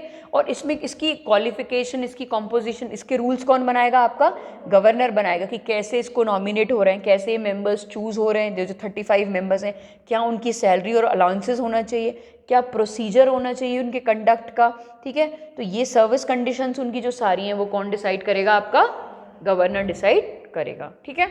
ट्यूनसांग एरिया के लिए स्पेसिफिकली रीजनल काउंसिल बनाई जाएगी जिसमें 35 मेंबर्स होंगे। इनके powers, roles, function, service condition, salary allowances governor decide करेगा। उसके बाद आइए, for a period of 10 years from the formation of Nagaland और for such further period as the governor may specify on the recommendation of regional council, the following provisions would be operative for the Tuensang area। मतलब basically governor जो भी decision लेगा with respect to Tuensang area उसे किसकी recommendation पे लेना पड़ेगा? Regional council की। ठीक है, तो 10 जब नागालैंड बना था उससे 10 साल तक, या मान लीजिए गवर्नर इस पीरियड को एक्सटेंड भी कर सकता है कितने साल तक भी। ठीक है, किसकी एडवाइस पे? रीजनल काउंसिल की एडवाइस पे। The following provisions would be operative for the Tuensang area. सबसे पहले जो एडमिनिस्ट्रेशन होगा ट्यूनसांग डिस्ट्रिक्ट का वो कौन कैरी करेगा? गवर्नर कैरी ऑन करेगा।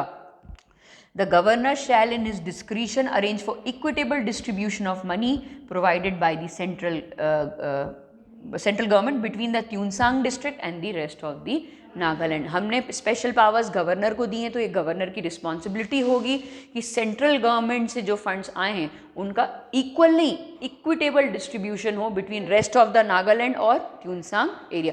मतलब बेसिकली ये है कि जो फंड्स हैं वो मिस यूटिलाइज ना हो। अगर सेंट्रल गवर्नमेंट ने आपको इतने फंड्स भेजे हैं तो वो ज़रूरत के हिसाब से पूरे नागालैंड में पहुँचें। ठीक है, क्लियर है। तीसरा, any act of Nagaland legislature shall not apply to Tuensang area unless the governor so directs on the recommendation of regional council। मतलब हम क्या कर रहे हैं? देखो, पार्लियामेंट की कोई भी एक्ट हमने बोल दिया बिना लेजिस्लेटिव असेंबली के नहीं आएगी नागालैंड में, बोला हमने पहला फिल्टर लगा दिया। जो उन 4-5 चीज़ों से डील कर रही है पार्लियामेंट की, हर कोई एक्ट जो है वो किससे पूछ के आएगी? लेजिस्लेटिव असेंबली से पूछ के आएगी। अब लेजिस्लेटिव असेंबली में भी हमने क्या बनाई हुई? एक रीजनल काउंसिल बनाई हुई है। ये हमने बनाई थी नागालैंड के लिए, ये हमने बनाई है ट्यूनसांग के लिए। अब हम बोल रहे हैं कि स्टेट लेजिस्लेटिव असेंबली की कोई भी एक्ट रीजनल काउंसिल से बिना पूछे कहाँ नहीं आएगी? ट्यूनसांग एरिया में नहीं आएगी, जब तक गवर्नर और रीजनल काउंसिल का से ना हो। आ गया समझ में? तो मतलब हमने एरिया के अंदर भी एक और एरिया को प्रोटेक्ट करके रखा है। ठीक है, ट्यूनसांग एरिया को। Within Nagaland also we have provided special provisions for Tuensang area. ठीक है, any act of Nagaland Legislative Assembly shall not apply to Tuensang district unless the governor so directs on the recommendation of the regional council। ये समझ में आ गया? ये diagram बना लोगे तो ज़्यादा अच्छे से याद होगा कि पार्लियामेंट की कोई भी एक्ट अंदर नहीं जा रही है, किससे पूछ के? लेजिस्लेटिव असेंबली से बिना पूछे नागालैंड में नहीं जा रही है। और नागालैंड असेंबली की भी कोई भी एक्ट बिना पूछे गवर्नर से और रीजनल काउंसिल से कहाँ नहीं जा रही? ट्यूनसांग एरिया में नहीं जा रही है। ठीक है, ये बेसिकली याद रखने के लिए ही होते हैं डायग्राम्स, कि आपको अगर टाइम ना मिले तो ये देख लो सिर्फ। ठीक है, उसके बाद 4th पॉइंट जो बहुत इंपॉर्टेंट है कि गवर्नर पीस, प्रोग्रेस और गुड गवर्नेंस के लिए ट्यूनसांग डिस्ट्रिक्ट के लिए कोई भी रूल और रेगुलेशन बना सकता है, और एनी सच रेगुलेशन में अमेंड और repeal an act of parliament और any law applicable to that district. मतलब लॉ मेकिंग का सारा हमने पावर किसको दे रखा है? गवर्नर को दे रखा है। उससे पूछे बिना कोई भी लॉ अप्लाई नहीं होगा ट्यूनसांग एरिया में। अगर उसे खुद चेंजेस करने किसी रूल्स और रेगुलेशंस में तो वो भी वो खुद कर सकता है। किसी भी एक्ट ऑफ पार्लियामेंट को भी या एक्ट ऑफ लेजिस्लेचर को भी अमेंड या रिपील कर सकता है। उसके बाद आइए, there shall be a minister of Tuensang affairs in the state council of ministers. जो आपकी नागालैंड लेजिस्लेचर में जो काउंसिल ऑफ मिनिस्टर्स होंगे स्टेट में, उसमें एक ट्यूनसांग अफेयर्स के रिप्रेजेंट करने वाला एक मिनिस्टर तो होगा ही होगा। He is to be appointed from among the member representing Tuensang district in the Nagaland legislative assembly. जो 35 मेंबर है ना जो ट्यूनसांग एरिया को रिप्रेजेंट कर रहे हैं, उसमें से एक मेंबर को आपको काउंसिल ऑफ मिनिस्टर्स में डालना ही डालना पड़ेगा। ठीक है, क्लियर हुआ? उसके बाद द फाइनल डिसीजन जो है, जितने भी मैटर्स है रिलेटेड टू ट्यूनसांग एरिया, वो किसके ऊपर हैं? गवर्नर के ऊपर है इन हिज डिस्क्रिशन। और लास्ट है, members in the Nagaland assembly from the Tuensang district are not elected directly but by the regional council. मतलब क्या हुआ? रीजनल काउंसिल किसने बनाई है? गवर्नर ने बनाई है। तो सबसे पहले गवर्नर ने क्या किया? गवर्नर ने बनाई आपकी रीजनल काउंसिल। कितने लोगों की? ये रीजनल काउंसिल के मेंबर्स नॉमिनेट करेंगे कुछ मेंबर्स को जो ट्यूनसांग डिस्ट्रिक्ट से होकर आए हैं, ट्यूनसांग डिस्ट्रिक्ट को रिप्रेजेंट कर रहे हैं with in the Nagaland legislature. ठीक है, अलग अलग एरिया को रिप्रेजेंट करते हैं ना नागालैंड लेजिस्लेटिव असेंबली में। तो ट्यूनसांग एरिया से जो लोग रिप्रेजेंट कर रहे हैं उनको कौन करेगा डिसाइड? उनका रीजनल काउंसिल जो गवर्नर ने डिसाइड किया उन्हीं के बंदे जो हैं वो इनकी रिप्रेजेंटेटिव्स को डिसाइड करेंगे, और ये डायरेक्टली इलेक्ट होकर नहीं आते हैं, ये नॉमिनेट होकर आते हैं। ठीक है, रीजनल काउंसिल उनको नॉमिनेट करती है। आ गया समझ में? कोई भी डाउट है इसमें से क्वेश्चन आ सकते हैं, क्योंकि ये थोड़ा सा ना डिटेल में है, रीजनल काउंसिल, गवर्नर का क्या काम है, पीस प्रोग्रेस के लिए कौन बना सकता है, इस पे क्वेश्चंस आ सकते हैं। इस पे डायरेक्ट स्टेटमेंट भी आ सकता है that who among the following make rules for peace progress for the Tuensang area. President, governor पूछ सकता है, ट्यूनसांग वेलफेयर मिनिस्टर एक ऑप्शन में आ सकता है। तो ये आपको क्लियर रखने ये पॉइंट्स, क्योंकि अगर सेपरेट क्वेश्चन आएगा इस चैप्टर से तो वो इसी से आ सकता है, और किसी और किसी स्टेट में इतना डिटेल में नहीं है। ठीक है, उसके बाद नागालैंड के बाद क्या था? असम। तो नेक्स्ट हम देखते हैं 371B जो है आपका असम से रिलेटेड।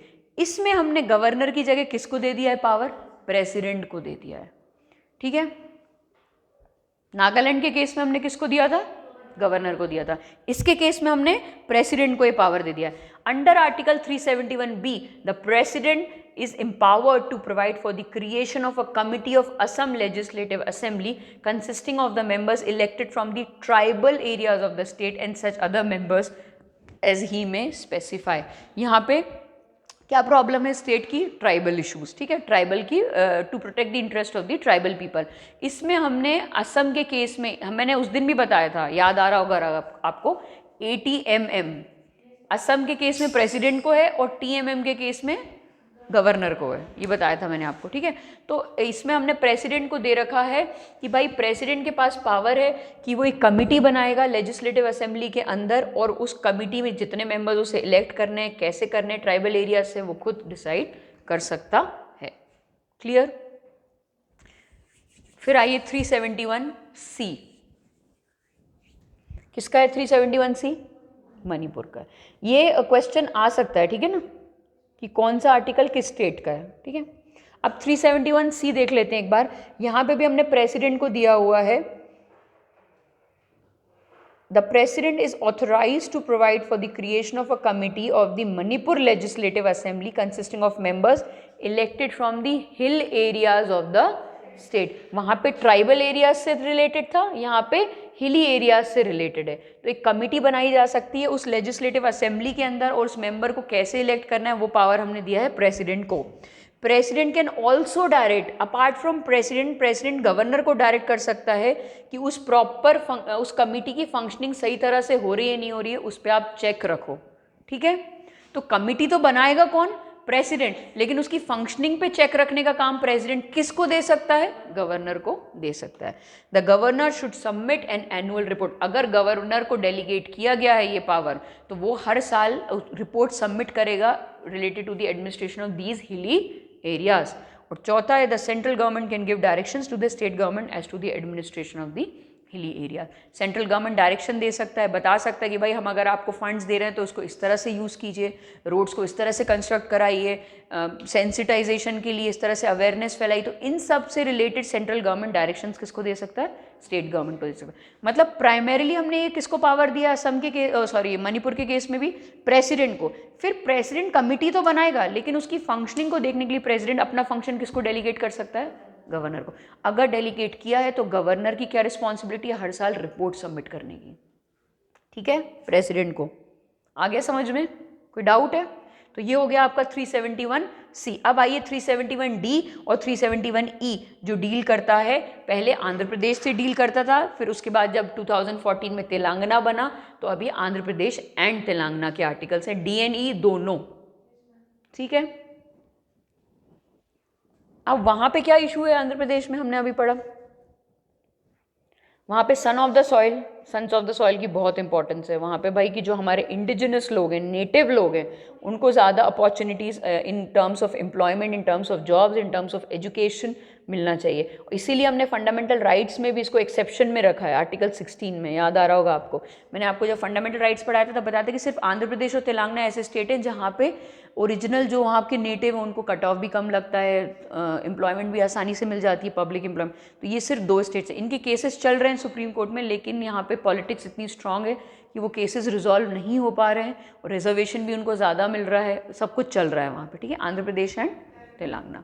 ठीक है। The president is empowered to provide for equitable opportunities and facilities for the people belonging to different parts of the state in the matter of public employment, education and different provisions can be made for various parts of the state. हर एक state के मान लीजिए कुछ backward regions होंगे, कुछ coastal regions होंगे, कुछ interior regions होंगे, इनके लिए प्रोविजन पब्लिक एम्प्लॉयमेंट और एजुकेशन के लिए अलग अलग प्रोविजंस कौन बना सकता है? प्रेसिडेंट बना सकता है। ये इंपॉर्टेंट है इसमें, ठीक है। For the above purpose, the president may require the state government to organize civil posts in local cadres for different parts of the state and provide for direct recruitment to post in any local cadre. मतलब state के अंदर भी हमने क्या किया, छोटे छोटे cadre बना दिए, लोकल कैडर, और बोला गया कि अगर आप इस कैडर के हो तो आपको ये पोस्ट आसानी से मिल जाएगी, अगर आप लोकल कैडर के हो, वहीं के वहीं हो आप, तो आपको आसानी से एम्प्लॉयमेंट मिल जाएगी, आपको कम नंबर पास करने पड़ेंगे आपको ये पेपर क्लियर करने के लिए। तो ये स्टेट प्रेसिडेंट किसको बोल सकता है रूल्स बनाने के लिए? स्टेट गवर्नमेंट को, यही ये बोल रहा है। फॉर द अबव पर्पस मतलब एजुकेशन और पब्लिक एम्प्लॉयमेंट के पर्पस के लिए the president may require the state government to organise civil post in local cadres. हर एक स्टेट में आपने छोटे छोटे पार्ट्स में डिवाइड कर दिया लोकल कैडर्स को for different parts of the state and provide for direct recruitment to post in any local cadre. He may specify parts of the state which shall be regarded as local area for admission to any educational institution. He may also specify the extent and manner of preference or reservation given in the matter of direct recruitment to post in any such cadre or admission to any such educational institution. समझ आया इसका क्यों बनाया क्यों है ये article? ये इसलिए बनाया ताकि आपके जो लोकल पीपल है उनको प्रेफरेंस मिले ओवर आउटसाइडर्स, ठीक है। तो बोल रहे हैं कि स्टेट के अंदर हम लोकल कैडर्स बना सकते हैं, बेसिकली लोकल आप मान लो ग्रुप ऑफ डिस्ट्रिक्ट्स या डिस्ट्रिक्ट बना सकते हैं, और आप अगर उस लोकल कैडर के हो तो आपको ज़्यादा प्रेफरेंस मिलेगी as compare to other people. आ गया समझ में? स्टेट गवर्नमेंट को डायरेक्शन दे सकता है, कौन दे सकता है? प्रेसिडेंट दे सकता है। तीसरा point, the president may provide for the establishment of an administrative tribunal in the state to deal with certain disputes and grievances related to appointment, allotment और promotion of civil post in the state. ठीक है, जो administrative tribunals हमने पढ़े थे 323A में, उसमें भी प्रेसिडेंट को ही पावर दिया था हमने एडमिनिस्ट्रेटिव ट्रिब्यूनल्स बनाने का, दिया था कि नहीं? प्रेसिडेंट ने फिर किसको दिया था?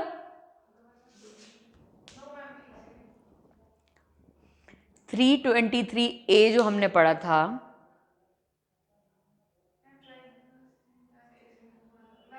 कॉन्स्टिट्यूशनल बॉडी है। खोलो ट्रिब्यूनल्स, खोलो पेज, कोई बात नहीं। इसमें पार्लियामेंट को दिया है ना हमने, प्रेसिडेंट को नहीं दिया, इसमें हमने पार्लियामेंट को दिया। तभी तो एक्ट बनाई ना पार्लियामेंट ने, एडमिनिस्ट्रेटिव ट्रिब्यूनल एक्ट 1985, यही पढ़ाया ना। 323A के तहत पार्लियामेंट को पावर दी गई, पार्लियामेंट ने एक्ट बना के पावर किसको दे दी? सेंट्रल गवर्नमेंट को दे दी। तो यहाँ पे हम वो पावर किसको दे रख रहे हैं? प्रेसिडेंट को दे रख रहे हैं। आंध्र प्रदेश के केस में हमें ये पावर किसको दी है? प्रेसिडेंट को दी है कि वो एडमिनिस्ट्रेटिव ट्रिब्यूनल्स जो है वो बना सकता है। किन मैटर से रिलेटेड? ये जो पब्लिक सर्विस एम्प्लॉयमेंट जिसके बारे में हम फर्स्ट और सेकंड पॉइंट में बात कर रहे हैं, इनके एडजुडिकेशन के लिए एक एडमिनिस्ट्रेटिव ट्रिब्यूनल्स बना सकता है। The tribunal is to function outside the preview of the state high court. ये हमने उस चैप्टर में भी पढ़ा था कि इसकी जो अपील्स हैं वो पहले कहाँ जाएंगी? आपके हाई कोर्ट में जाएंगी और हाई कोर्ट से सुप्रीम कोर्ट में जाएंगी। लेकिन जो ये वाला एडमिनिस्ट्रेटिव ट्रिब्यूनल है, इसकी अपील हाई कोर्ट में नहीं जाएगी। This will function outside the purview of the high court. ठीक है, आप देख रहे हो मतलब हमने कितना प्रोटेक्शन दिया है स्टेट को, कि हमने इसके स्पेसिफिक केसेस से डील करने के लिए हमने एडमिनिस्ट्रेटिव ट्रिब्यूनल बनाए हैं, और वो ट्रिब्यूनल किसी के अंडर नहीं आएंगे। ठीक है, no court is to exercise any jurisdiction in respect of matter subject to the jurisdiction of the tribunal other than the Supreme Court। आ गया समझ में? प्रेसिडेंट को पावर दी है कि वो एडमिनिस्ट्रेटिव ट्रिब्यूनल बनाएगा, हाई कोर्ट की पावर छीन ली हमने कि वो इन ट्रिब्यूनल के केसेस में डील नहीं करेगा। सिर्फ और सिर्फ अपील कहाँ जा सकती है? आपकी सुप्रीम कोर्ट में जा सकती है। ठीक है, क्लियर है? हमने कितने अनडिस्प्यूटेड पावर्स दिए हैं। पहले हमने लोकल कैडर्स बनाए ताकि हम लोकल लोगों को प्रेफरेंस दें, फिर हमने प्रेसिडेंट को बोला कि आप एडमिनिस्ट्रेटिव ट्रिब्यूनल बना के इन केसेस, अगर इनसे रिलेटेड कोई केस आ रहा तो उसमें आप डील करिए। वो केसेस हाई कोर्ट नहीं देखेगा, वो केसेस सिर्फ और सिर्फ कौन देखेगा? सुप्रीम कोर्ट देखेगा। द प्रेसिडेंट, और जब प्रेसिडेंट की मर्जी है वो बना सकता है इन ट्रिब्यूनल को, और जब प्रेसिडेंट की मर्जी है वो अबॉलिश भी कर सकता है इन ट्रिब्यूनल को। फिर आर्टिकल 371E है जो डील करता है for the establishment of a central university in the state of Andhra Pradesh. ठीक है, इसके साथ साथ तेलंगाना में भी अब आप आंध्र प्रदेश एंड तेलंगाना कर सकते हो। ठीक है, क्लियर है? तो इस स्टेट में क्या प्रॉब्लम्स थी, लोकल प्रेफरेंस किसको दे रहे हो आप, लोकल पॉपुलेशन को दे रहे हो ओवर आउटसाइडर्स। ठीक, हो गया क्या टाइम? ठीक है, अब कल पढ़ेंगे, आगे कंटिन्यू करेंगे इसके।